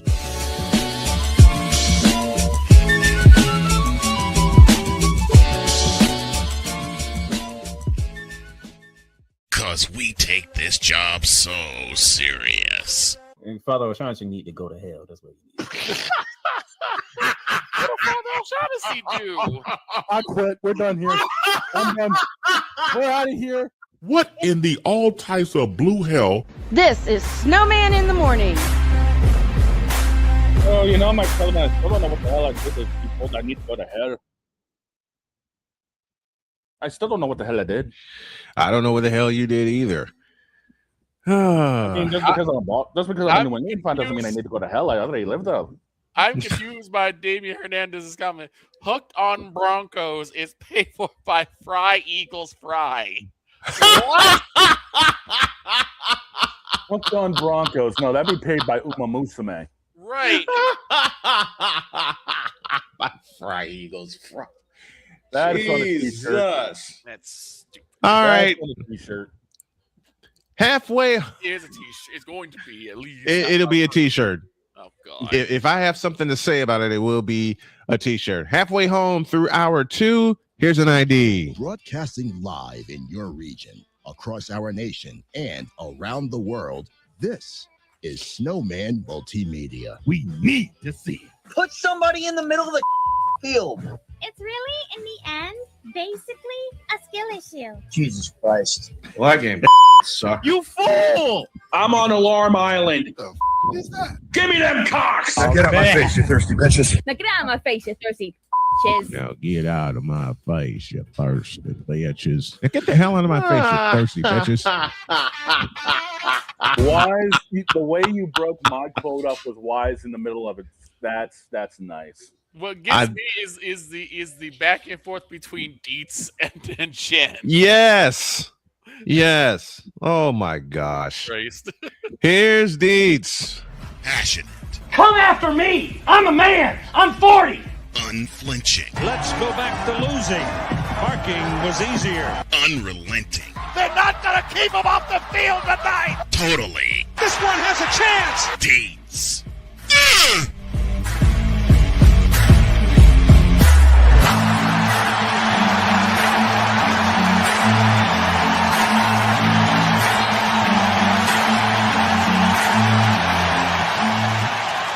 That's not just a murmur. That's a full-blown fibrillation. Dietz is here with us. Good morning, young man. How you be? What's up? Well, I'm glad that you didn't get arrested. No, not this time. Not this time. Dietz put in the Facebook chat. I'm going to be unavailable for a while. I did a thing. What did you do? The next thing I said was, "If you do, What? don't get arrested." Dietz, what did you do? And I'm gonna give you the camera. What did you do? Well, one thing I did, and it's kind of the reason I'm late, is I bought an old version of Madden. Ooh. And Oh boy. so I had a little late night gaming session. Okay. And pretty much a gaming weekend. And leave me this camera because I have to say something. You got it. Okay, you got my attention. EA Sports. Screwed up. I'm available. Hire me, please. Or hire someone. If you're going to make football games, hire someone who knows football so that the players on the screen act like football players. Yes. So, but the one thing happened this weekend, and we go. So that's my plea to EA Sports. But one thing happened this weekend, so you can put everybody back on. I was about to ask before because I want to get. Especially, I'm glad Victor's here because something happened last night that completely blew my mind and will probably blow the mind of every football fan. Okay. And especially a Dallas Cowboys fan. So naturally, I'm playing a franchise with the Dallas Cowboys. Right. Yeah. The only mode that's still good in Madden. So you'll only notice this if you're a Detroit Lions fan or a Dallas Cowboys fan. But so what they do in franchise mode when they give you the schedule, they try to be cute with it, and say, "Oh, your game is on Thursday night. Your game is on Monday. Your game is at." You know, it's not just week 12. You know, week 12 game is and you play it. It's week 12 game is at 1:00. Game is at 4:15. They try to be cute with this, right? They do it like how you would actually do the schedule. Dietz, for the vertical camera, can you scoot a little bit to your left? Yeah, I'm trying. Okay, I know. So anyway, Dog, if you can, please look up the Dallas Cowboys schedule and tell me what week Thanksgiving is. It's week 12. One moment. Yes, It's week 12. That's what I was thinking. I was thinking it was week 12. It's week 12. And maybe there was like a weird, maybe there's like a weird year where it's like week 13 where, Thanksgiving is late, or sometimes it's week 11 where Thanksgiving comes early sometimes. Deets, let me ask you this. What year Madden did you get? I got 2021. That would have been week 13, I believe. Okay. Okay. No matter what it is, well, it doesn't matter because this was, franchise mode. So I'm like in the future now. Yeah. Right. Yeah. According to them, it's the future. I think I'm in 2023 right now. Oh boy. Here's what happened, and Victor, you tell me if something's wrong. Okay. Week 10, the Dallas Cowboys played a home game at 1:00. Okay. And I was like, okay. Week 11, the Dallas Cowboys played a road game. Okay. Week 12, the Dallas Cowboys, my Dallas Cowboys, played an 8:30 game. Week 13, the Dallas Cowboys were on the road. Why? Repeating my sentence. I looked at I looked at it, and at first I didn't look at the day that the games were being played. I didn't even know they did that. I just noticed that they were doing the times. Right. And I was like, wait a minute. None of these games are at 4. I was like, wait, none of these games are at 4:30. Right. So I was like, the Dallas Cowboys have played Thanksgiving Day at 4:30 for every year. I can only attest to 43 years of this. Mm-hmm. So they've always played Thanksgiving Day for 42 straight years, and it'll be 43 this year. Yes. Yeah. In every single Thanksgiving spread, it's usually Bears and whoever they're facing at noon. It's the Lions. It's always the Lions. It's the Lions and the Cowboys. The Lions host the early game on Thanksgiving. Yeah. The Cowboys host the afternoon game, which was normally only 2 games on Thanksgiving. Right. But Lions and Cowboys. And then I noticed, I looked at this, and then I looked at the schedule actually, and I noticed that they were doing, Sunday night, Monday night, and they were doing all these things. Mm-hmm. And I'm looking at the Cowboys schedule, not a single Thursday night game, which means there wasn't a single Thanksgiving game. How do you get this is what I'm saying by this is simple stuff. You cannot get that. You cannot do an NFL game and get that wrong. You cannot get that wrong. That's easy stuff. This is like football game 101. You say such a thing. That's crazy. Deets, this is for you. That is blasphemous. That is blasphemous. How dare you? How dare you say such a thing? That's no Thanksgiving game in your simulation for the Cowboys. No Thursday game at all. What? No Thursday night game. It was wild. It was wild. I was like, wait, what are we doing? Wait, how did that happen? How did that happen? What the hell was that? What got me the most is I noticed week 12 and 13. Week 12 was at 1:00. So I knew that wasn't. I was like, wait, what are we doing? And then 13 was Cowboys are on the road. I was like, no, the Cowboys are always home. Right. Yeah. And so I was thinking about that, and I have a couple of thoughts about that, because I've heard a lot of things, and we hear this all the time, and Victor can probably attest to this being a Cowboys fan.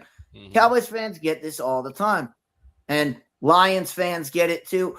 Why do they always play Thanksgiving at the same spot? Oh yeah, yep. All the time. Yep, all the time. Because notice what they do on Thanksgiving. The NFL's not stupid. They know Thanksgiving is a huge party, that everybody's there, that everybody's tuning in, and everybody's tuning in as a family. Yes. So what do?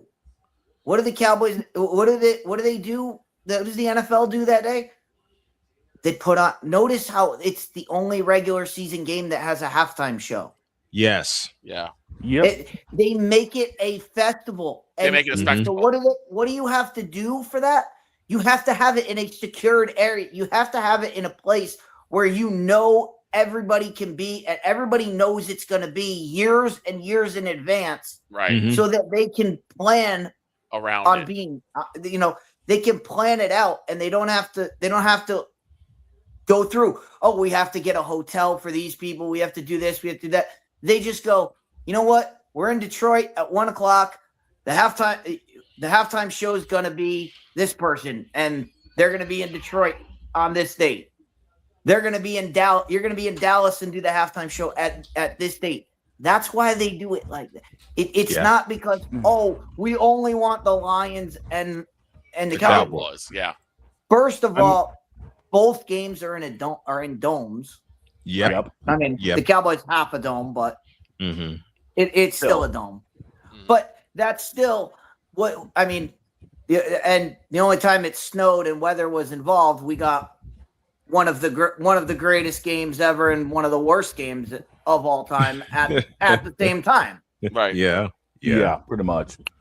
But that's why they do. That's why they do it. That's why they do it the same every year. It's so that they can make it a show, and they don't have to. They don't have to do like a college football. Like, oh, we're gonna send. Yeah, it might be different teams, but we're gonna send them here. You notice the night game. The night game doesn't have any of those festivities in it. Right. The night game. The night game which they added is a regular to just broadcast. be like, hey, why not we'll get another game in.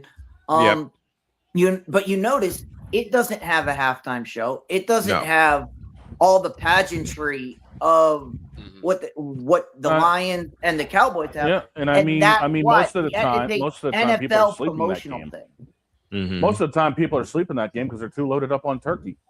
Yeah. Yes. Black Friday game. Guilty as charged. But so that was the first thing I noticed. But for the second thing I noticed about Madden, Snowman, give me this camera. Oh boy. Oh boy. Call for it. Do it again. Snowman, give me this camera. There you go. Okay. So I'm going to get into the weeds here a little bit and give you some football 101. Go for it. So I was playing Madden, and they made me do these practices to get my players better. And the way you got better is if you performed well in the drills that they had. Right. Yeah. Now, one of the drills they had was called Cover 2. Oh no. Oh boy. And the way you got it is you had to stop the offense using a cover 2 scheme. Right. EA Sports. Cover 2, this is a little football 101 for y'all. Cover 2 means the safeties are playing deep halves. And the corners are playing in the flat. Yes. So I'm playing this drill and I see it's cover 2. So I take my player and I'm like, all right, I'll just cover the hook zones because the corners will have the flat. You know what, folks? Deets, my wife just asked me one of our normal questions, if I'm behaving. No. Considering the fact I'm talking sports with my friends and we're live on the air on all our radio stations. No, I'm not. We are not being responsible. Hold on. I was going to say, is he honestly behaving, y'all? Because No. he can get. He's not? Okay, well, so it's normal for him, right? Yes, exactly. Okay. Yes, it is. Normal. You're in A trouble legendary- now, mister. Why am I in trouble? Because you're not behaving. You're told to behave. I'm on the radio with I some friends of know. mine. That's the problem. That's You not get the- in with your friends and then you misbehave, stinker. Have fun, you guys. Hey, hey, Dr. K. Honey, Yes. I think Deets has a question for you. Go ahead, Deets. Just for your update, Snowman's getting a little spicy. Oh, spicy. You're in trouble now, dude. Don't worry, I'll card him later. You know why I'm getting spicy? Because my brain went bleh. Hey, now that's my brain that does that. You know what? Don't worry, Dr. K. I'll give him a yellow card later. And y'all wonder why every time I see her, whether I'm on the air or not, my stomach does backflips and all the butterflies are in my stomach. 8 years with that wonderful woman. Okay, Deets, let me give you the All right. let me give you the camera back. Here you go. All right. So, like I said, safeties are deep. Mm-hmm. You have to have either corners or linebackers that are The flat. covering the flat. Mm-hmm. Because that's the one place that you in cover two. The reason you play cover two is so that you can cover the short stuff and your safeties have everything deep. Right. The computer consistently was throwing outs to the flat, and there wasn't a single guy near him. And I'm sitting there going, it says it's a cover two drill, but they're not playing cover two because the Right. corner would just squat. If they threw this route in cover two, a squatting corner Mm-hmm. would pick it, would take this to the house because they would be like, "You're not throwing this because I'm standing right here." Right. And every time EA the corner was bailing out, and I'm like, "Where are you going?" Dear Like- EA Sports, how hard is it to put somebody in the middle of the blank field? Right. So it's like Exactly. So it's like, again, like these are simple things. Like I get it. Like maybe it's hard to like animate like guys to do things, but at least if you're gonna have the play art, at least follow the play art. Right. If a corner's supposed to be playing the flat, he can't leave and go cover someone deep and leave the flat wide open. There's no reason for that. Mm-hmm. Right. But this is what this is what they do, and it's so frustrating because Madden tries so hard. It's They try so hard to be such a great thing, and like they want to have all this play art, and they want to have all this stuff that makes it. Oh, we're making it like coach mode, and I'm like, why don't you just make the game so that the players do what the art says they're supposed to do? Right. Yep.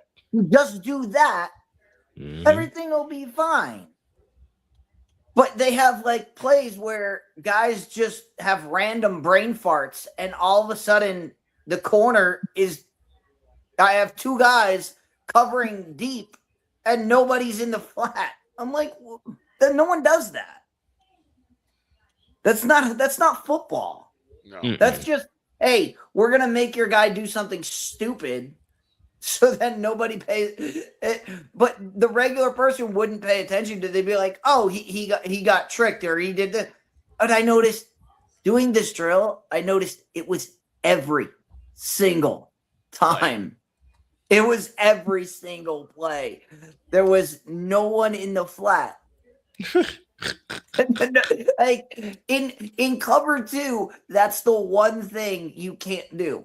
Right. Because if you do that, you'll get cooked. You'll get every cooked time. every single time. Because your safeties are 20 yards deep. No one can play the flat. The No flat, one can. right. No one else can play the flat if the Mhm. corner doesn't sit on it.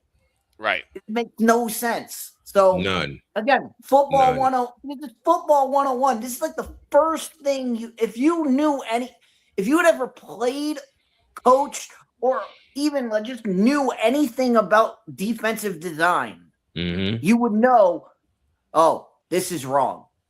Like, Yep. This is isn't right. wrong. We need to Let's fix change it. it. Yes. Yes. Say that again, Droid. This is wrong. Let's fix it and change it because our game shouldn't be broken when people are paying $70.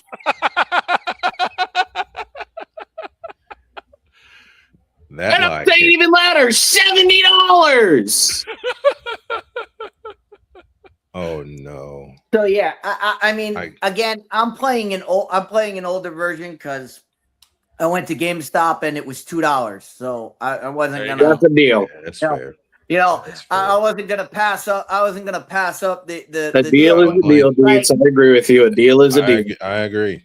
So I don't know. I always say this when I play an older. I'm like, maybe they've fixed it, but I've watched enough people play on YouTube. I've watched enough YouTube playthroughs to see. I see this every time, and every time it pisses me off when I'm like, that's not that's not coverage that they're doing. That's not real. Where they do like, and someone said this before. Now I understand why Mina Kimes thinks you can beat cover 4 by just throwing over the top of it.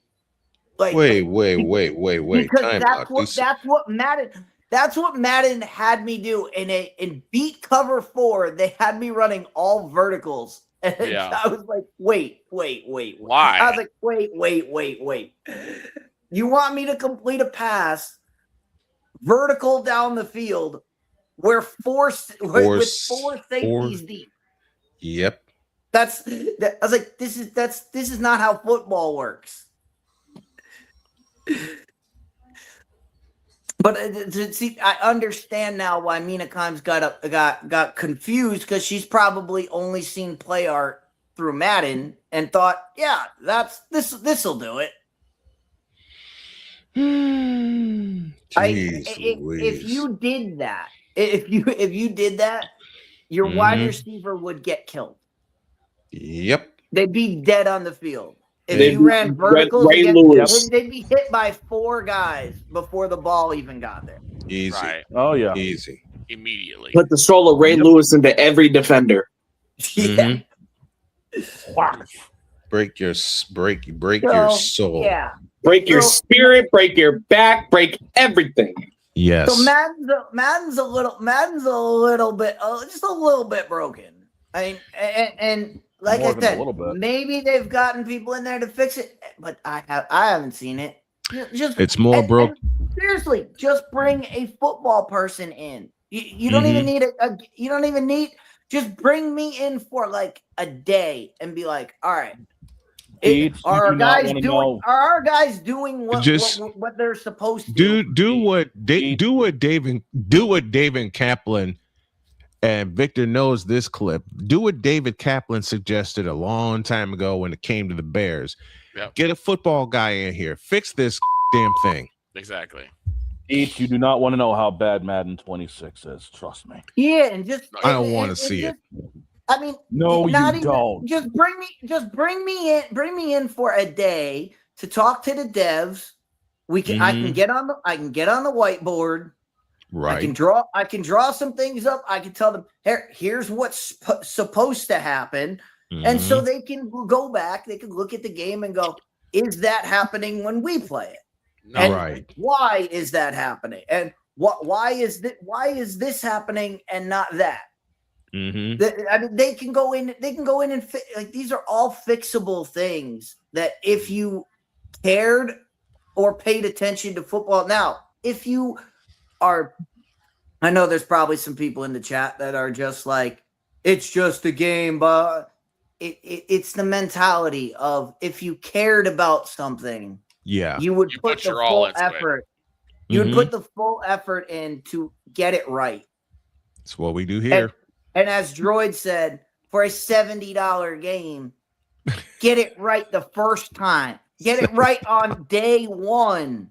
Right. You don't need 600 patches and update every 2 weeks. Right. To fix all the bugs that you absolutely didn't know you had.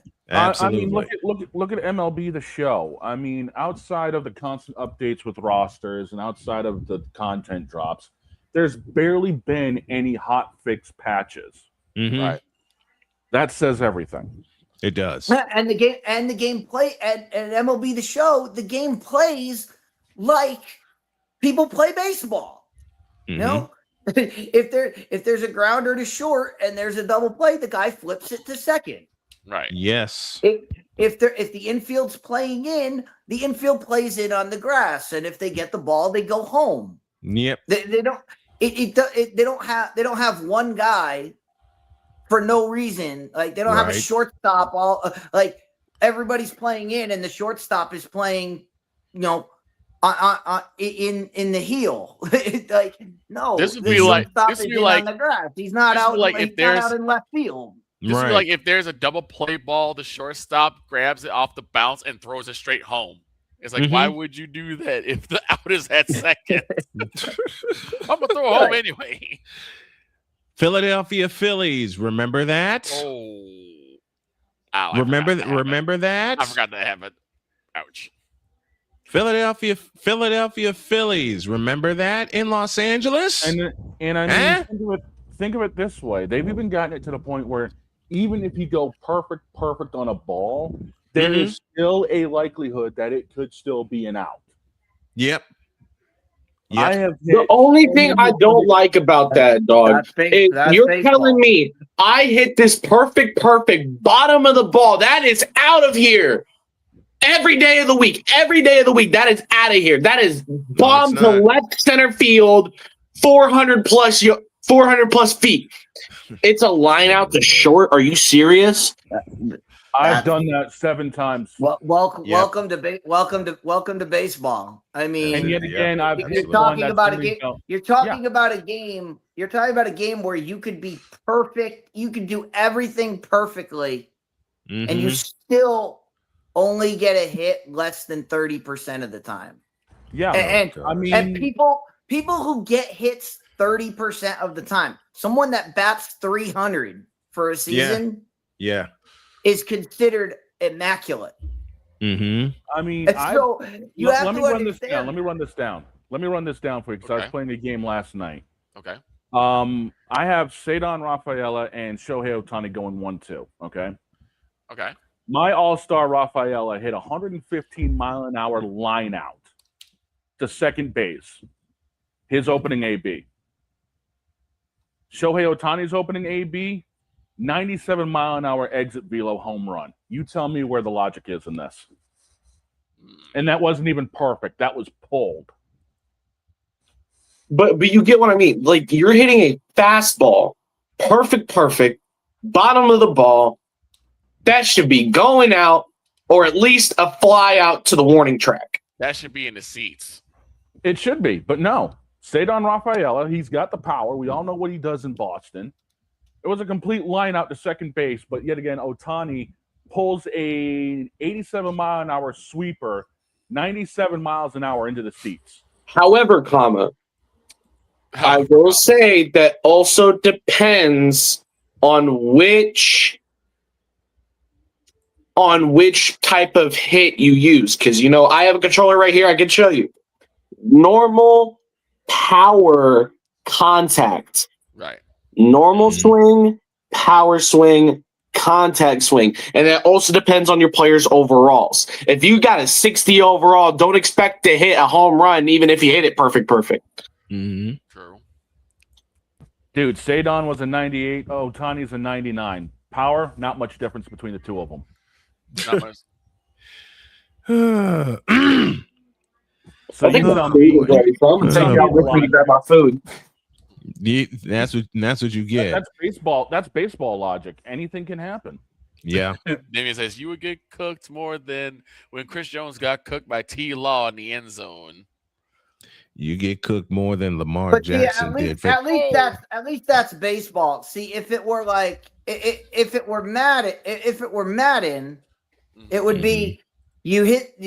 Shohei Ohtani hit the ball and it was going into left field, and then all of a sudden it just soared back up and went over the fence because it's Ohtani.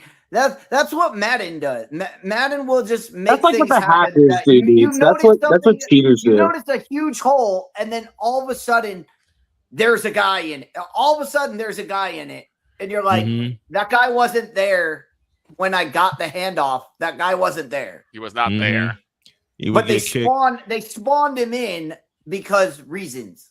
I also hate in Madden. So you're telling me the hole opens up and my O lineman thinks, oh, well, let me come over here. Like, bro, get out the way.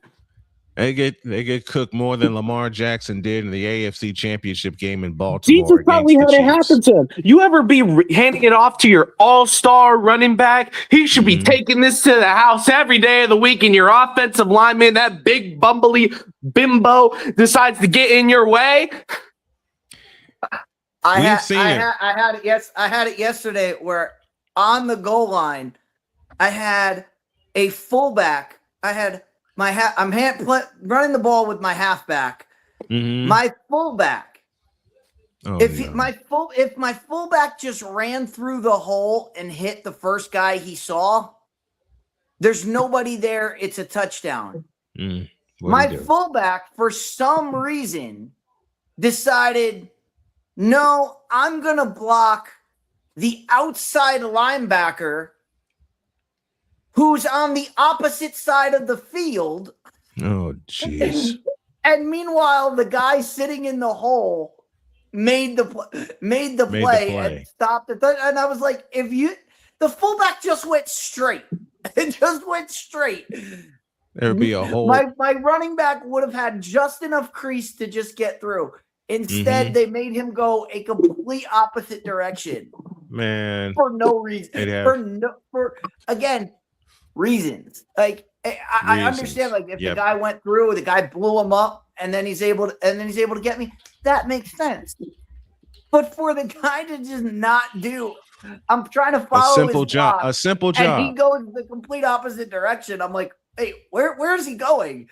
And I literally watched that replay for like 5 minutes trying to figure out what the hell. I was trying to figure out what happened. And I was like, there's no one here. Whitney, all types of blue hell. And then I'm like, where did he go? I'm like, oh, this guy just shows up.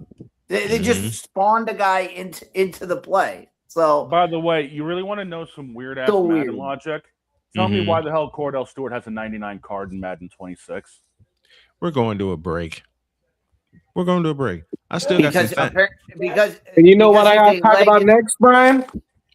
I have a little unfinished business. Steelers fans, your legacy quarterback is Cordell Stewart. For Cordell Stewart. He has a 99 card. To begin, that had Terry Bradshaw, Ben Roethlisberger, and their Neil O'Donnell. Neil O'Donnell. Yeah. I would understand if they had a 99 Ben. I'd understand if they had a 99 Terry. But they have a 99 Cordell Stewart.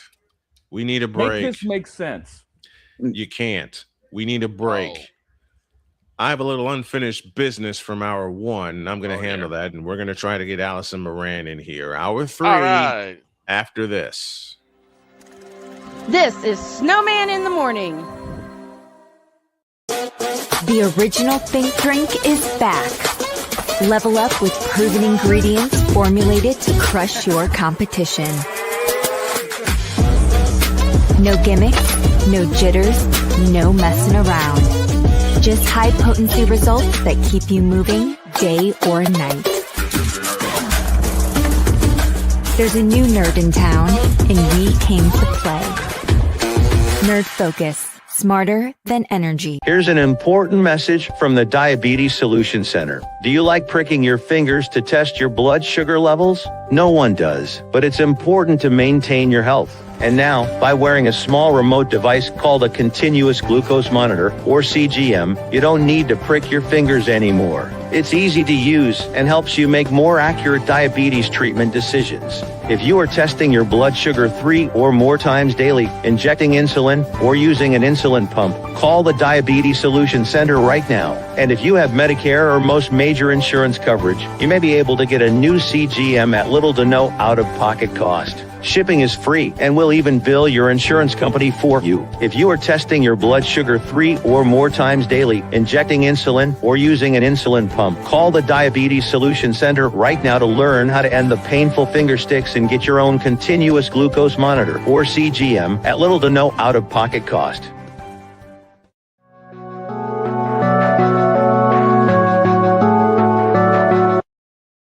I want to do a TED Talk, but I don't have anything to talk about yet. I'm getting there. Life is for the living. We're not here that long. You can learn anything you want to learn without any money spent. What do I really enjoy? What do I really want out of life? I am your host, WIZE. Are you in a life holding pattern? Well, this is for you. Welcome to the Stuck in My Mind podcast. Live every Monday, Tuesday, and Wednesday at 4 p.m. Central.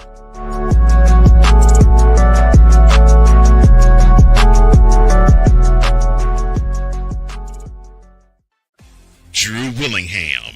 In this case, yeah, you put the blame on Kyle Shanahan for apparently not preparing the team enough for the overtime rules, supposedly. Cole Johnson. Peyton was considered the winner, and he was the darling of all darlings for Gerald. With a special appearance by Tyrone Alizé McDummy. Ain't nobody calling me. Text. Delete. Join these two football enthusiasts as they give you total football talk.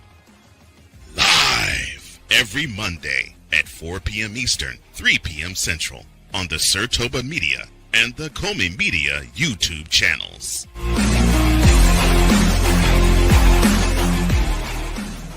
Cause we take this job so serious. I'm sorry, what are these things called? Spices? Spices, thank you. My brain went bleh. What in the all types of blue hell? This is Snowman in the Morning.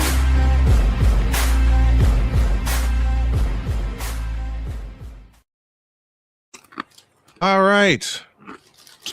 7 minutes after the hour, Droid is eating on camera again, and I can't yell at him because I've done it. Y'all have seen me do it. We owe you an ID. This is Snowman in the Morning. You're listening to WQVZ, 1700 AM Mission Radio. Broadcasting live in your region, across our nation, and around the world. This is Snowman Multimedia. We need to see. And Father Ashanti need to go to hell. It's really, in the end, basically a skill issue. Harry is back in the shotgun, takes a snap, throws to Jesus Christ. Shut up! Well, that game sucked. I'm on Alarm Island. Give me them cocks! Now get out my face, you thirsty bitches. Now get out of my face, you thirsty bitches. Get out of my face, you thirsty bitches. Now get the hell out of my face, you thirsty bitches. You know what? You can get the hell out of the field. Like, it's not hard. And Get out of my face, you thirsty bitches. that's going to be featured in the station ID very soon. Allison Moran doing a couple of minutes. 8 after the hour. I got this hilarious story because we for kind it. of went on a tangent. So Deets put in the chat, I might be unavailable for a while. I did a thing. What thing did you do? And I just said, whatever you do, don't get arrested. He said, well, what I did could possibly get me arrested. Oh, Jesus. Well, we can't mention. Are we live on Twitter? Yes. Yeah, we can't mention that. We'll get arrested. We'll get in Twitter jail. All right. I don't use no Twitter. problem. I don't care. No problem. Or I'm getting away from. Yeah, listen, I'm getting away from using it myself. Twitch will ban us for. I'm just getting for away from playing a using video game. I'm getting away from using Twitter myself because they've now made it a cost to get verified. Oh, and wow. get that blue That's check. been a thing. Man, I ain't doing it. So my friend. All right. One thing. There is someone waiting for us. Okay.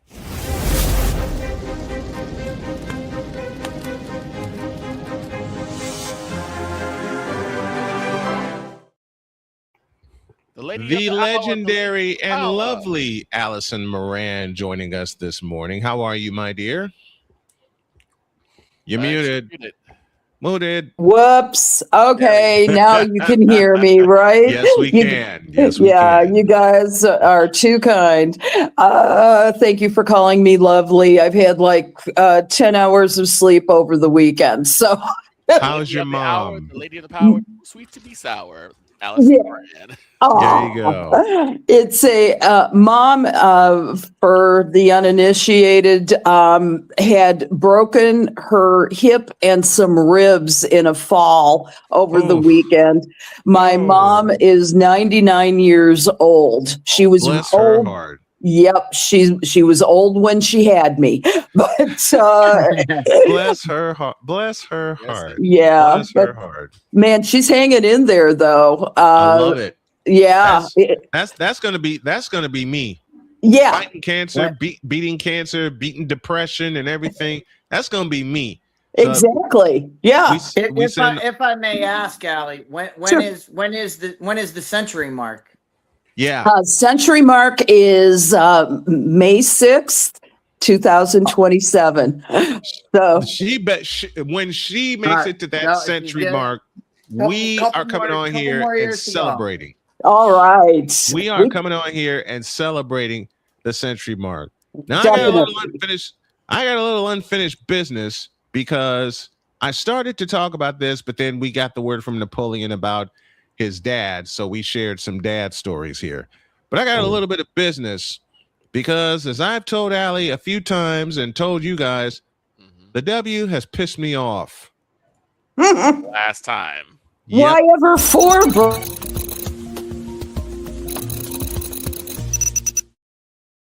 So, Brian, and I know Allie, when was the Allie last just time said, the WNBA didn't make you mad? Wait. Allie pulled one of our favorite moves. Yes, she did. We said, "Oh, but why?" Now give me this camera and I'll explain. I was gonna say, Allie, just like the W, I've got a fever. Yes. Oh God. Give me this camera. The conspiracy against the Indiana Fever, as I said 2 years ago, has been proven every single damn time. Now he's called conspiracy theory, but I came about George Kittle. Yeah. Because that's actually truth with George Kittle. And of course, I'm kidding around with you as I say that. Give me this button. Every single damn time I have called a Fever game, there's been some bullshit. Especially since Caitlin Clark has been drafted. Now, I want all of the fair and balanced WNBA fans to riddle me this. No, change that. I want them to answer this question, and I want the commoners, as Deets called them, to riddle me this.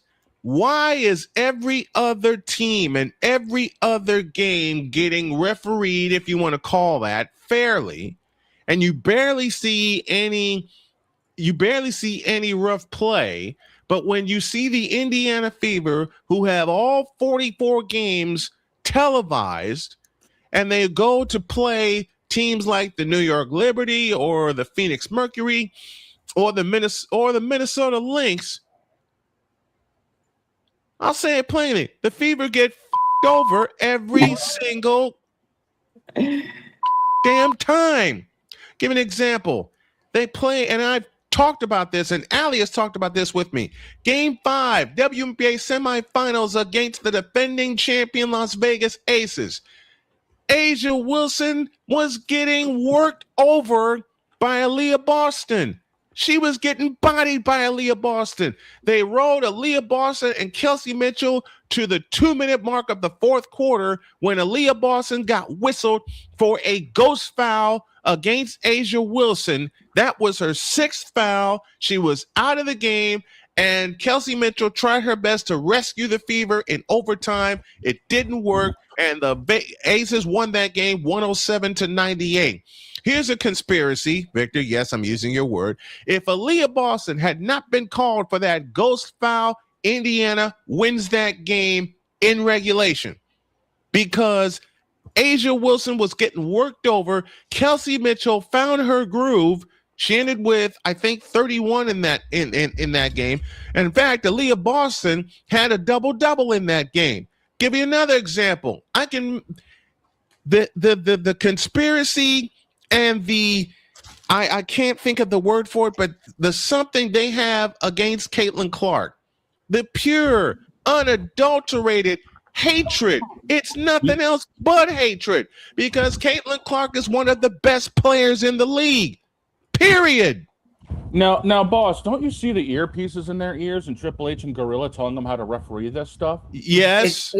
It's not hatred. It's vitriol. It's both. It's every synonym of it's that. It's more than they just hate her. It is vitriol. The vitriol pisses me off because you have a young lady, for reasons we all understand and have mentioned on this program, just wants to play basketball. She wants to live her life doing what she loves to do. And the vitriol against Caitlin Clark is stupid. Every single game of the Indiana Fever that I have covered since 2024, as I said earlier, has some bullshit going on. And who is at the center of it? Number 22, Caitlin Clark. Give me an example. They played the Portland Fire early in the season. Indiana came out smoking hot, led 8-2. Portland calls timeout. And at that time, CC was on a minutes restriction, so Stephanie White pulled her. Thought it was a stupid move. It wasn't. Found that out later on in the season. I'll talk about that in a moment. Then Portland comes all the way back. They get the lead at the end of the first quarter. And during that time, I saw Portland travel several times in that game. I saw Caitlin Clark and Kelsey Mitchell get fouled in that game and nothing was called. And Caitlin Clark, by the end of the first quarter, and I don't know how this happened, picked up 3 fouls. What? Now, boss, here's a question for you. Hold on to that I got question. Hold on to that. Okay. This has happened every time last season and this. But it seems to me, and I'm only one person, every single time that the Fever made a run to get back into a game, big ones with Las Vegas, big ones with New York and Phoenix and Minnesota, they call a stupid foul and allow the team to extend the lead. Season closer last year against Minnesota in Indianapolis, Indiana. Minnesota gets onto a 13-point lead. Fever race back to tie it. Minnesota goes out again, this time to a 14-point lead in the second half. Fever race back. They get within 2. They had possession, and a stupid offensive foul was called. Look at the replay. Nothing happened. Minnesota had the ball stripped cleanly from them, and they called a foul. And they were allowed to win the game 98-90. I believe that was the final score. I may be fogging out on that, but Minnesota wound up winning the game. And it's happening again. As a matter of fact, it never stopped. And again. And again, and again, and again. What you're talking about, what you're describing, Snowman, is the first time is a mistake. The second time is a coincidence. The third time is pattern. It's by design. It is by design. And Damien, I don't give 2/5 of a half of what you're saying. Caitlin Clark is one of the best players in the league, and you need to deal with it. Yes, I'm using the beeps a lot. That's the thing that we're noticing. And I know a lot. I know. I see the comments, guys. I see them. Oh, you guys are talking about this again because it's happening again. Yes. Nothing. This is the thing. Allie has been coming on here for so long, and for 2 years of Caitlin Clark, we have been saying this is happening, and there has not been a damn thing done about it other than normies are starting to go, wait a minute, this has been happening. I'm going to start covering this. And it's gone from 5 people covering it, from 10 people, much of us that are here talking about it, to the entire world is now talking about it because everybody's like, because it's become so blatant.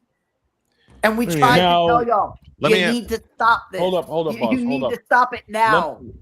Let me riddle you guys this real quick. Okay. Haven't you noticed the calls have gotten a little bit worse since Yes. the ESPN interview? Yes. They don't want Caitlin Clark in the damn league. Here's my thought. Go ahead, Allie. I have a thought here. Go ahead, Allie. I'm wondering, just because Caitlin Clark is such a phenomenon, have we ever thought that they are overcompensating for and going overboard, not showing favoritism to this generational player? My thought is that she is perhaps much more of a quote unquote threat to the league when the calls are deferentially going her way, as opposed to when it would appear that that the refs are doing some quote unquote fair and balanced officiating by not ruling in favor of Caitlin Clark in those moments. Fair and balance like Fox News. We have two examples from not the same league, but the same basic league. I mean, you look at the NBA and how they've handled generational talents. Kareem Abdul-Jabbar. Yep. Michael Jordan. He was dominating the league so much that they changed the rules of the game. Yes. They said, Kareem, you can't dunk the ball anymore because you'll just do it every time. So Kareem went out and made the sky hook, the most unblockable shot in the history, and he became an arson at it. Yep. Right. So we've seen this before, but we've never seen it at this level. And then we saw Jordan. Jordan changed the game of basketball where they made hand checking illegal. Where you used to be able to hand check them, and then they were like, no, Jordan's too good at defense. He's too good at hand checking people. Right. We need to take that out of the game. So they changed the rules. I mean, we've seen this before from this league, but it's usually the other way around. It's usually, Jordan is getting all the calls because the league wants him to be. I mean, how many times did we hear that? At the Chicago game. Oh, there's a whistle all the time because people didn't know how to guard Jordan. People didn't know how to guard him. Victor, I can say, being from Chicago, I'll let you finish in a moment, Deez. Being from Chicago, Allie, Victor, and I have heard that made-up conspiracy theory for 13 years. And the fact, what really pissed them off? 1988. Michael Jordan did 3 things in that year that no one else has done in the same year. He led the league in scoring, he led the league in steals, and he won not only the regular season MVP, but was Defensive Player of the Year. And it pissed them off. They removed hand checking, and Michael Jordan was the defensive player of the year. I'll relate this to the W. Caitlin Clark has unlimited Steph Curry type range. And the offense of the Fever has learned her passing. They have learned to run. They have learned her tendencies, and the league doesn't like it. Why? Because it's the most basic, beautiful brand of basketball that the league has ever had. I love you, Cynthia Cooper. I love you, Diana Taurasi. But when Caitlin Clark came along and reshaped the Fever and got them, they have the record for the most 100-point games in a season, and we're not even done yet. 15 of them. 15. And let me answer, give me this camera. Let me answer Damien's comment. How is Caitlin Clark getting disrespected when she stole somebody's spot on the All-Star game? I'll stop there. That's bullshit. Stole? She did not steal.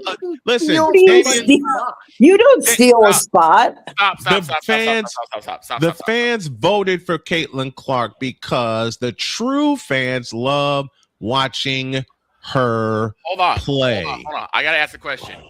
When did we ever compare CC to MJ? We don't. That's two whole different things.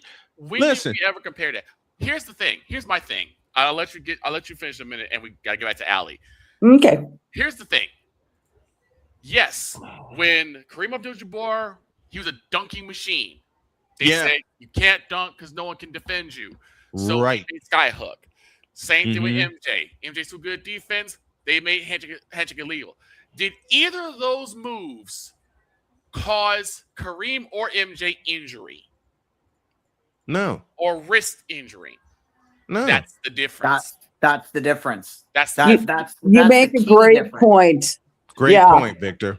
Great point. That's the difference. And to finish my point from before, that we've seen it. Usually, we've seen it in the other direction. Usually it's oh, the league is trying to fix this to make Michael Jordan better than he really is. Oh, the league is protecting LeBron James and building up LeBron to make LeBron a better star.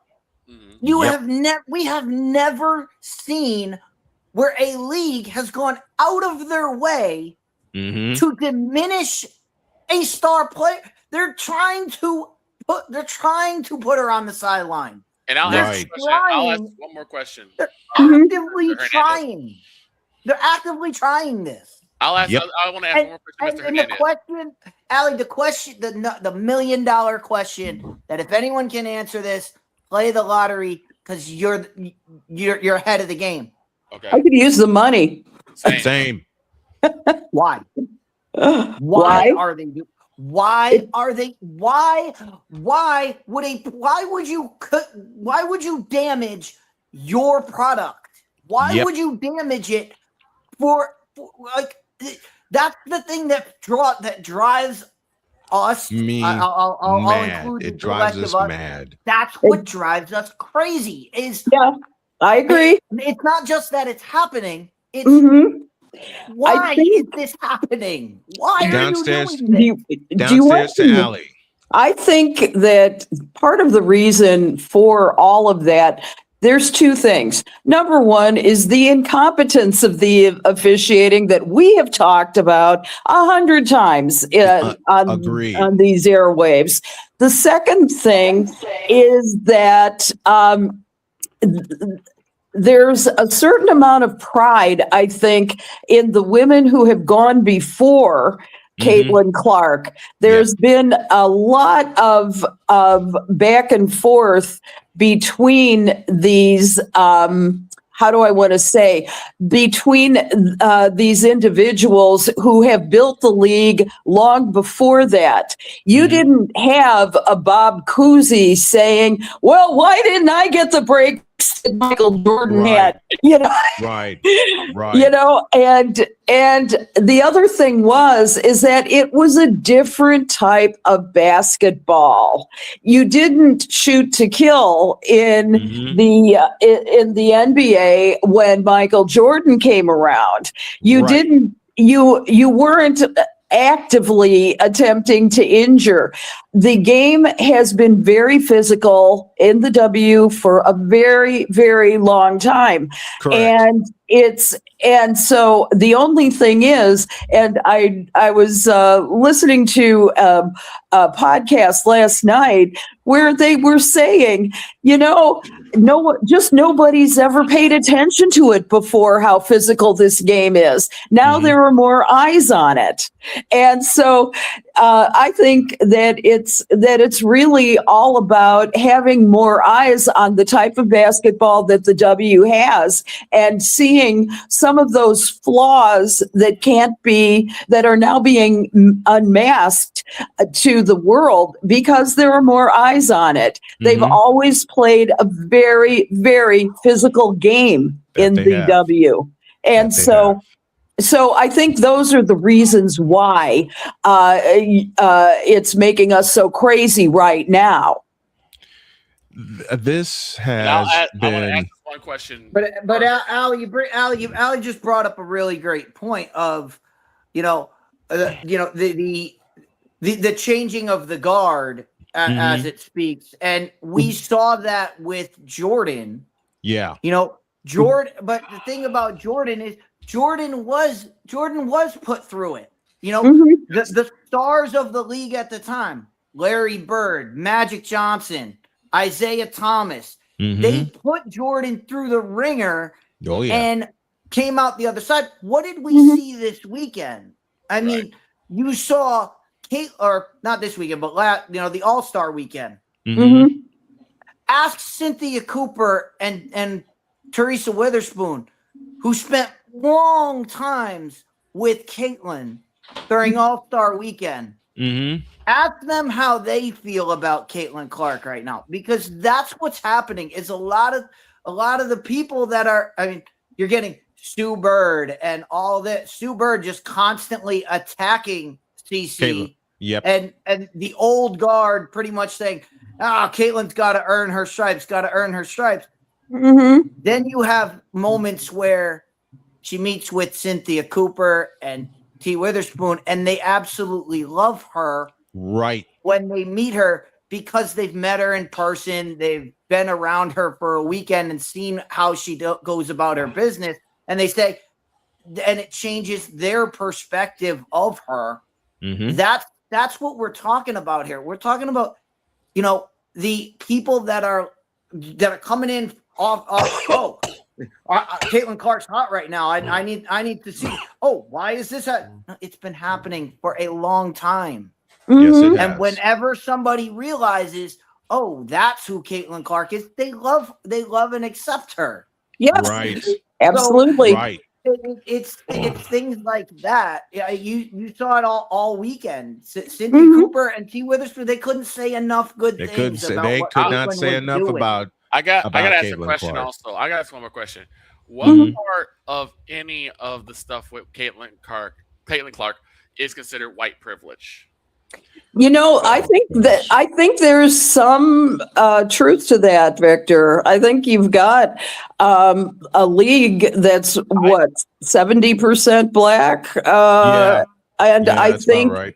And I think that it's also a balance to that mix that says, well, then explain why it doesn't happen to Paige Beckers, because last time I checked, Paige Beckers has the same skin color. Well, she does, but she's not Caitlin Clark.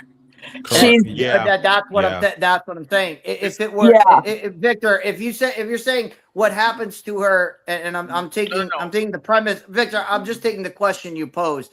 I'm not saying it's your theory. I'm just saying you questioned it as white privilege. If it were a contest to Caitlin's white privilege, then Paige Beckers wouldn't be getting Paige Beckers would be getting the same treatment. She'd be getting all because the smoke too. It's not about their skill level, because in this it's about their white privilege.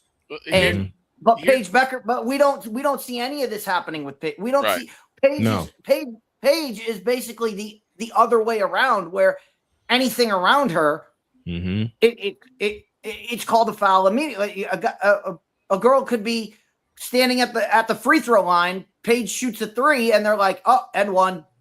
And it's like, wait, what just happened? I've seen it a few. I saw it in the opening game against Indiana, where Paige buried a three, and they called a foul, and it turned out to be a 4-point play, and it swung the fourth quarter around. So that whole white privilege argument goes out the window when you start extrapolating it to it's happening here, but it's not happening here, and two things are the same. Yep. Give me this camera back. Hold on, boss. Yeah. I was going to say, so all this basically boils down, in essence, in a way, to jealousy by the old guard? Jealousy and vitriol. I'll use Dietz's word. Jealousy and vitriol. Well, this is why I was asking, because the reason why I brought it up was because every time I see anything that anyone's saying, like, oh, this is what everything Caitlin Clark has been getting is due to white privilege, which I don't understand. Because anybody who's throwing those terms out is a clown. And stupid. And they're trying to be the jester and muck things up. They're trying to muck this up because it's like I said, I just disproved it in 3 seconds. Right. Because anybody who says, "Oh, it's because white if it is white privilege, and Damian Hernandez has said it so many times, and we've already blown up his theory, why isn't it happening to Paige Beckers? There's another consideration that we have to make here in terms of Paige and Caitlin. Caitlin is white straight, Paige is not. Paige is not. And so there's so many elements to these arguments. You know, there's the race question. There's the gay versus straight question. There is, I think that in a perfect world, we just consider everybody a player. We do not consider that there's, quote, white privilege or, white straight privilege or any of those things. I consider those things to be abomination because everybody is playing a game. And the most fair of anything needs to be that people, from the officiating on down, look at them as players, look at them as an equal entity and judge accordingly. That's how I was raised. And that's how I think this whole world should be, is you look at people as if they are just people. Period. Absolutely, that's how you look at it. Allie. And I said this, I think I said it last week. There's a bubble. The bubble, 95% of the people in the bubble think just like Allie just said, where they don't care. It does not bother them one bit. The problem is the WNBA, and we've seen it grow. I bring this up all the time. It's grown from 12 office employees to 85 in 2 years. Yes. Okay. What's happened is it's been infected by that outside the 5% that care more about the sexuality of the players than they care about the game. Yeah. And that small percent, it's a very small percent that care about that. But they happen to be in the decision make. They're making the decisions. Meanwhile, the 95% of us we just want to see them play ball. We just want to see a basketball game. We don't care. We don't care. If Paige Beckers is awesome and she happens to be gay, awesome. Right. If Caitlin Clark it's awesome, and she's straight, that's fantastic. Exactly. We don't care. We don't care. We just want to see good games played. We don't care about any of that. The problem is and we see it all the time. We just talked about Twitter. Twitter is full of that slim percent that yes, it's my way or the highway. It's you can't be both. You either have to be all gay or no gay at all. Like and meanwhile, the 95% of us do not give a rat's you know what about that. We just want to see basketball. So I would ask that's why we're pointing this out, because we want it to get back to basketball. We want it to get back to just watching a game on the court and not have to see, oh, why are they calling this foul? Why are they doing this? Why are they beating up this person? And we want that. We want to get back to that. We want that. We don't want to be asking these questions after every single game. We want to be able to highlight, hey, here's the great things that happened last night, rather than talk about the three bad things that happened. You know, I'll ask a question to Allie then. What happens now when it comes to the officiating? It hasn't gotten better. It's gotten worse. Assuming we would assume that after last year, when this was a problem, that there would be some form of training for the officials. That hasn't happened. Right. And as Snowman said, it's gotten worse. Right. So what happens now? Well, they've decided on the Band-Aid, which, Allie, I think you can talk about this a little bit, but they've decided, you know how we're going to fix this? Replay. Oh, God. Yep. Except the refs need to know what they're looking at. And I can tell you from doing the games and covering the games with Allie, half of the time they don't know what the hell they're looking at. Yeah. The thing that we now have to push for within this new the new CBA that's coming out, and the players making some of them seven figures, the thing that has to be done is to push goddamn hard. Sorry if I just killed you. Fine. Go for okay.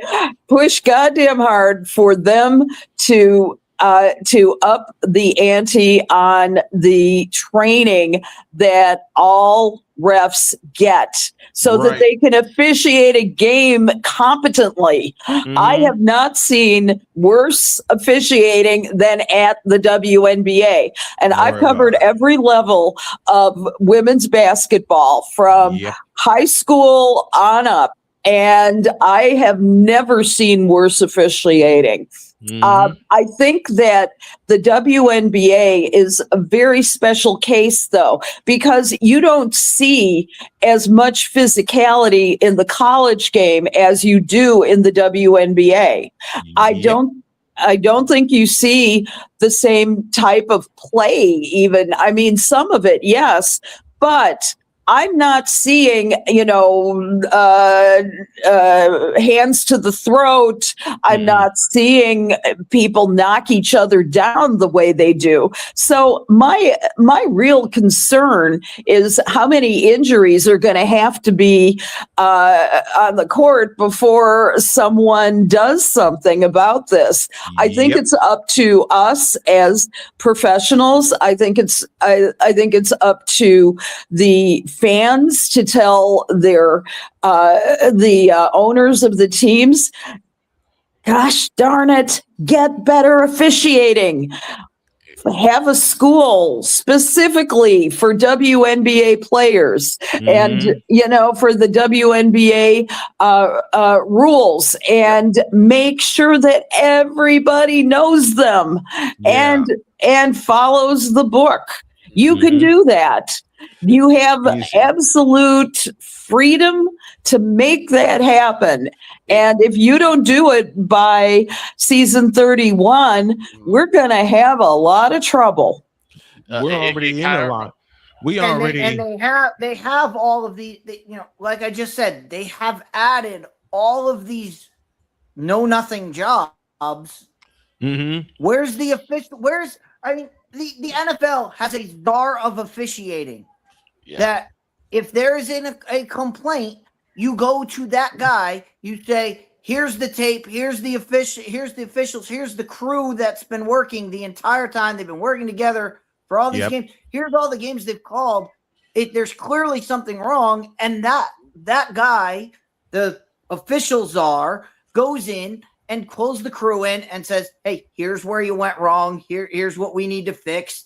And if you don't fix it, you're out. Go do something else." You're gone. It goes back to what I said Where a are couple times. where are those mechanisms? Those mechanisms? I mean, this is what we talked about this before. This is 101. This is day one stuff. Like, yes, this is the easiest thing that they should be able to. They should be able to fix this in a second. Instead, they decide, you know what we're going to do? We're going to go to replay. Guess what replay does? Replay just intensifies. It just puts a spotlight on how bad your officiating is. Well, it doesn't fix the problem. It's like putting a cast. It's like putting a cast on. Yeah, a cast just shows that there's an injury. Here's the issue. Putting a cast on doesn't fix the leg. It doesn't fix your leg. It just shows that there's a broken bone there. Yeah. Here's the issue, and I've said this a couple times. There's going to come a point, just like what happened when the referee struck in the NFL, and the Hail Mary happened between Seattle and Green Bay. Yep.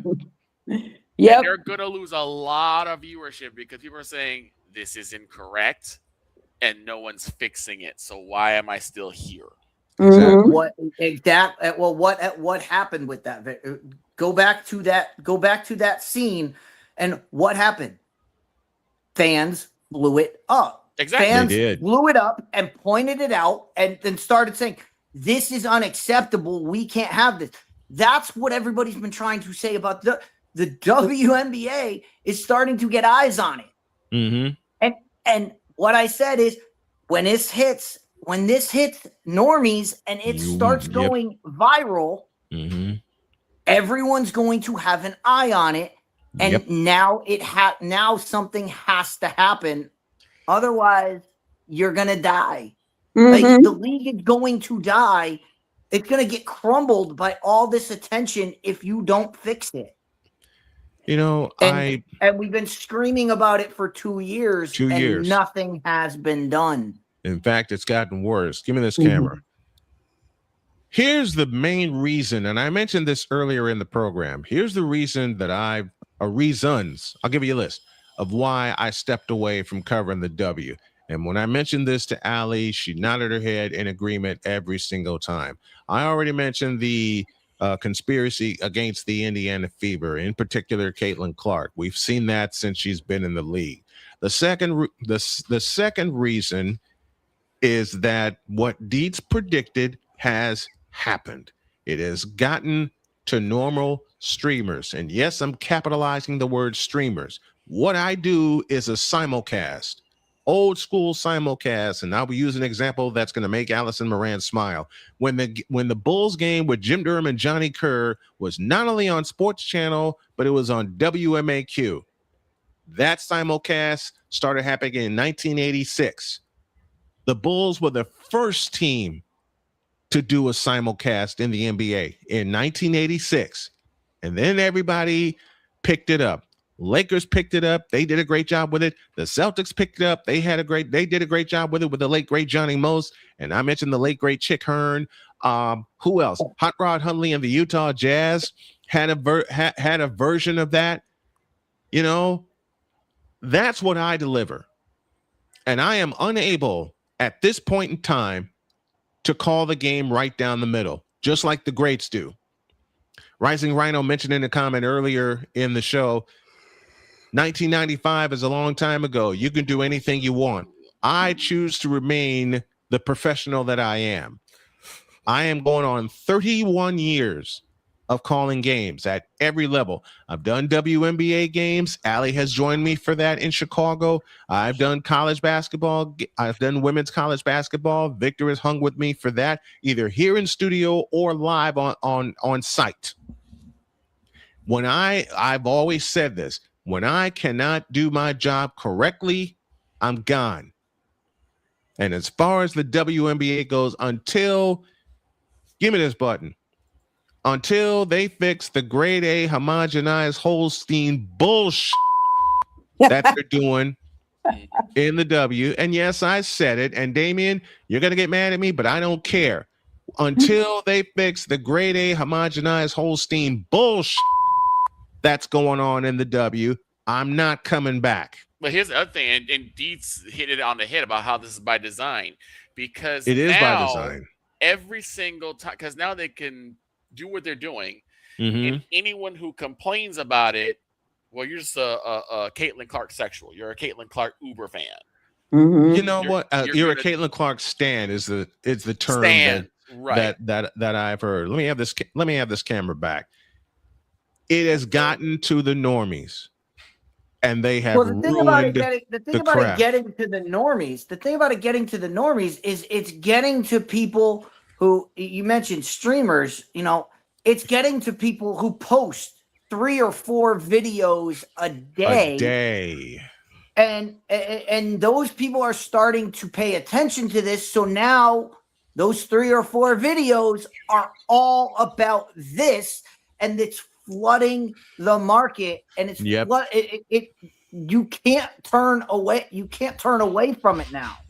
I say that just as the CBA, because of its long, protracted, often painful interactions, I say that this, again, will be another thing that will capture the attention of the commissioner and all the other officials, and they will do something about it, because public pressure really matters in this case. And if you've got enough eyes on this prize, which is the W, you are going to make changes based on the amount of public pressure that is given. So continue posting, continue to call it out on every platform available. It will change, because you saw it in every civil rights movement available. You saw it in the change that was the Voting Rights Act in 1965. You saw it in Title IX. But Allie, it's going to take is somebody. It's going to take somebody who has a spine, and somebody who is going to listen. When you have people like Adam Silver at the top, who will not speak to, he will not speak to this. No, he won't. He's my favorite jellyfish. He's a puppet. Such a coward about this issue that he is kowtowing to the people who, if you bring up anything about Caitlin Clark, like Victor just said, you're a homophobe. You're a homophobe and a racist. If you're speaking out about this, you're ist and phobes and all of this, because that's the loudest thing on Twitter. That's the loudest thing in that NBA office. That anybody who's against us, they're just against us because we're gay. When it has nothing to do with that. Nothing. But they're going to make it about that. And Adam Silver is too spineless to stand up to them and say, you know what? I don't care about your I don't care about the sexuality anymore. I want the game to be played right. I want the game corrected. He doesn't have the spine to stand up to those people, because he's afraid that that if he says anything, they're going to come after him.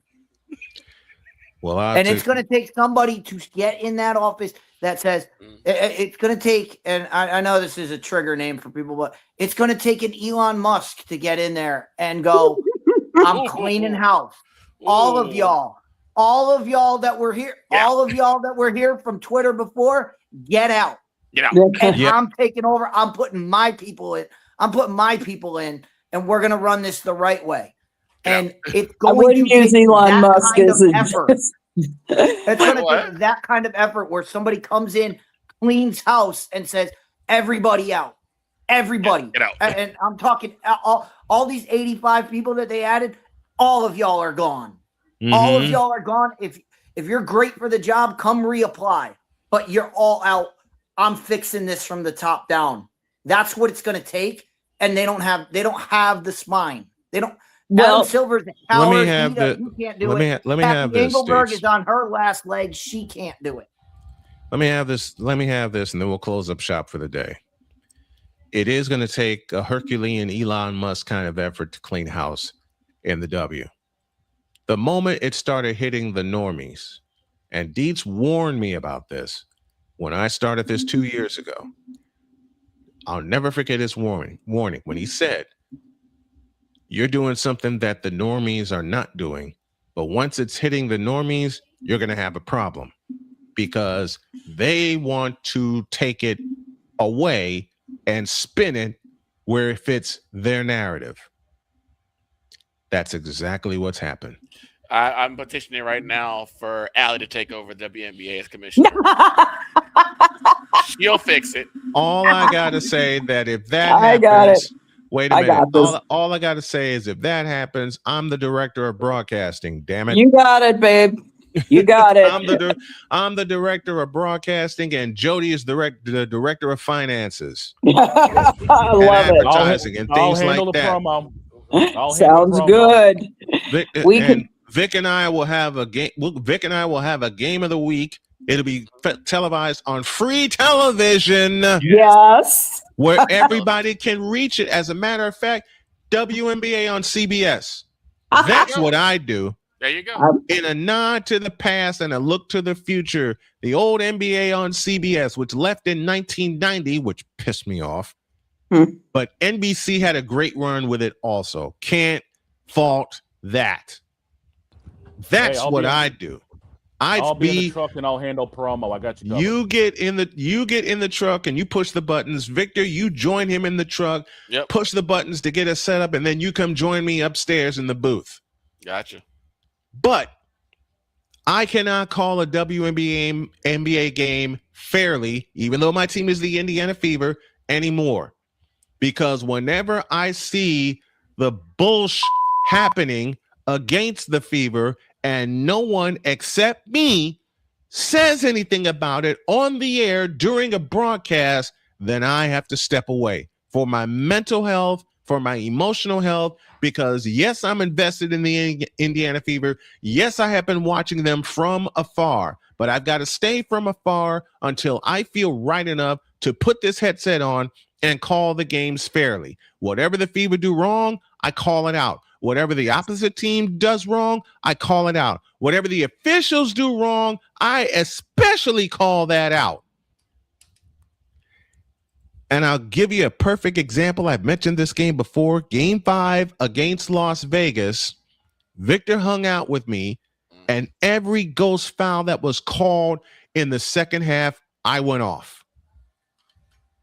I went completely off because they show the replay and they show that it's not a foul, and they leave the call on the court as it is.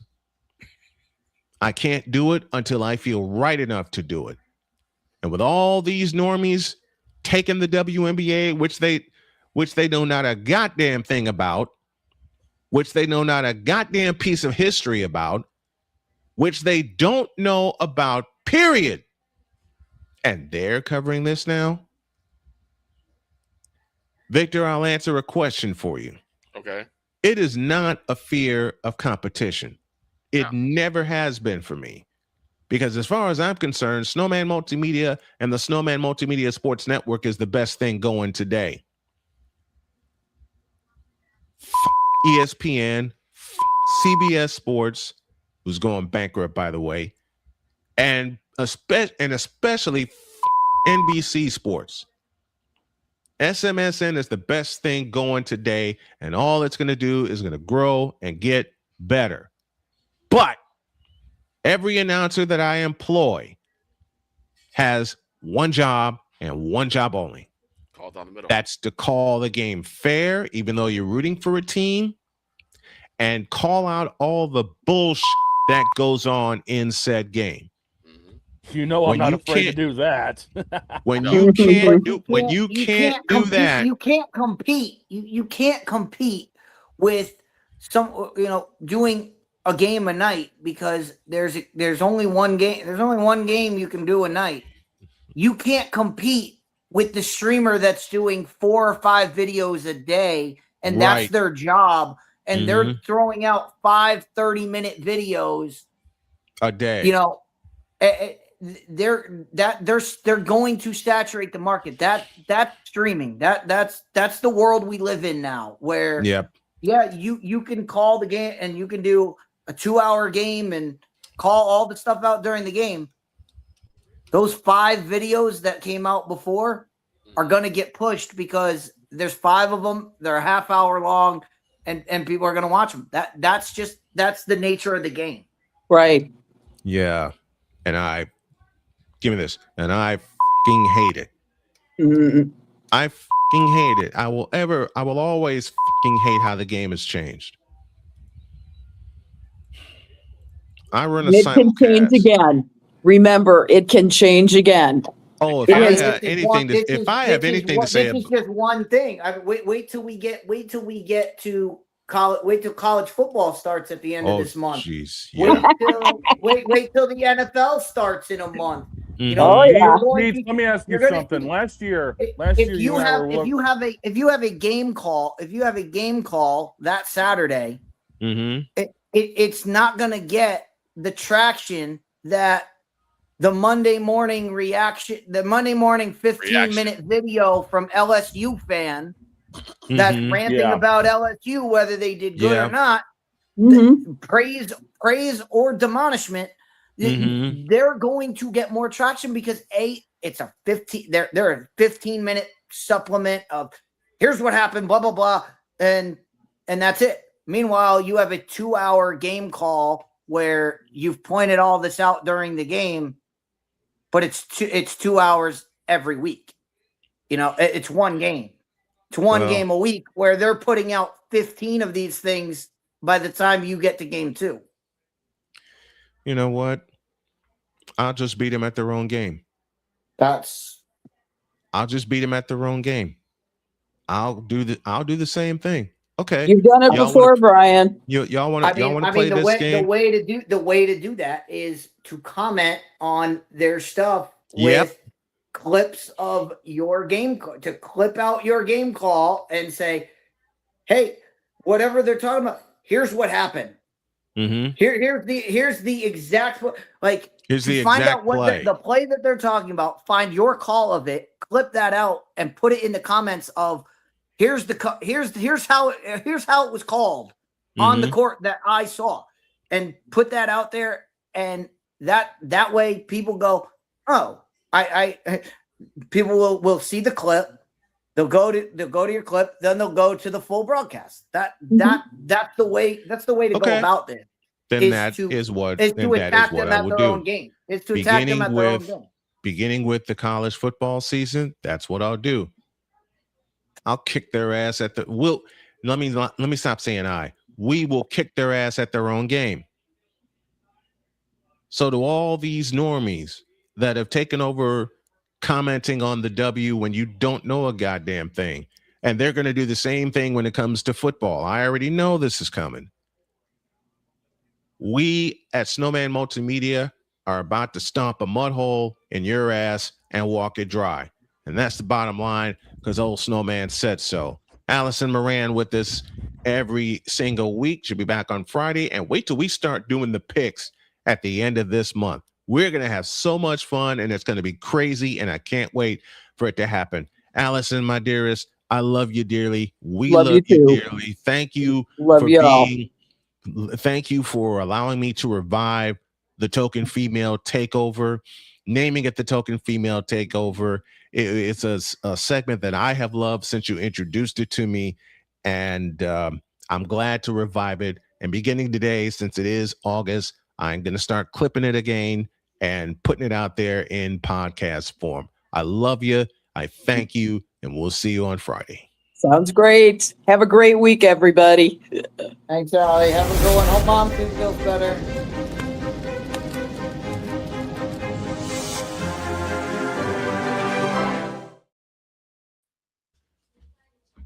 Take care of Mom, Allie. Yep. I'm glad I got all that out. And by the way, Damien, no, we're not politicians because we're boycotting things. No, we're not. Fans. We're fans. We're broadcast announcers. Politics are not on this program. Never will be. It's not always political to say I'm not gonna endorse something that I don't believe in. Right. That's not always political. It can be. It's not always political. No, it's not. No, it's not. And that is that.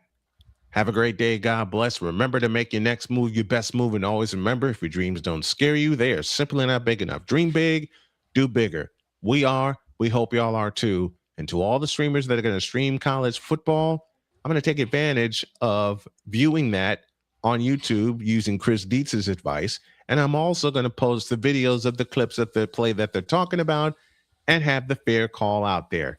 This is war, and we're going to win it. So long, everybody.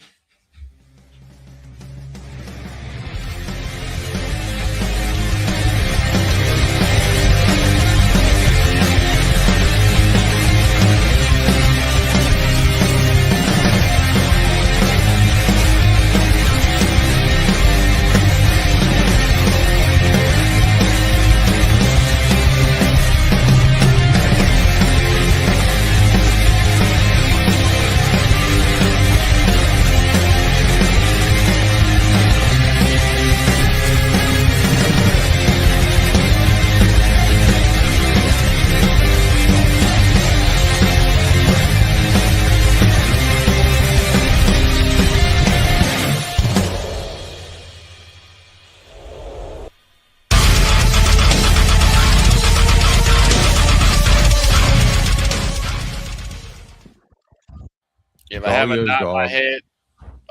The amount of Caitlin Clark insanity is brought to you by the Antonio Clown Academy of Stone and Stupid, where public speaking does not come easy. Thank you for coming. Oh, I might have. In the immortal words of the late great Bobby Knight, when my time on earth is gone and my activities here have passed, I want they bury me upside down and my critics can kiss my ass. See you tomorrow. You know this means war. Of course you realize.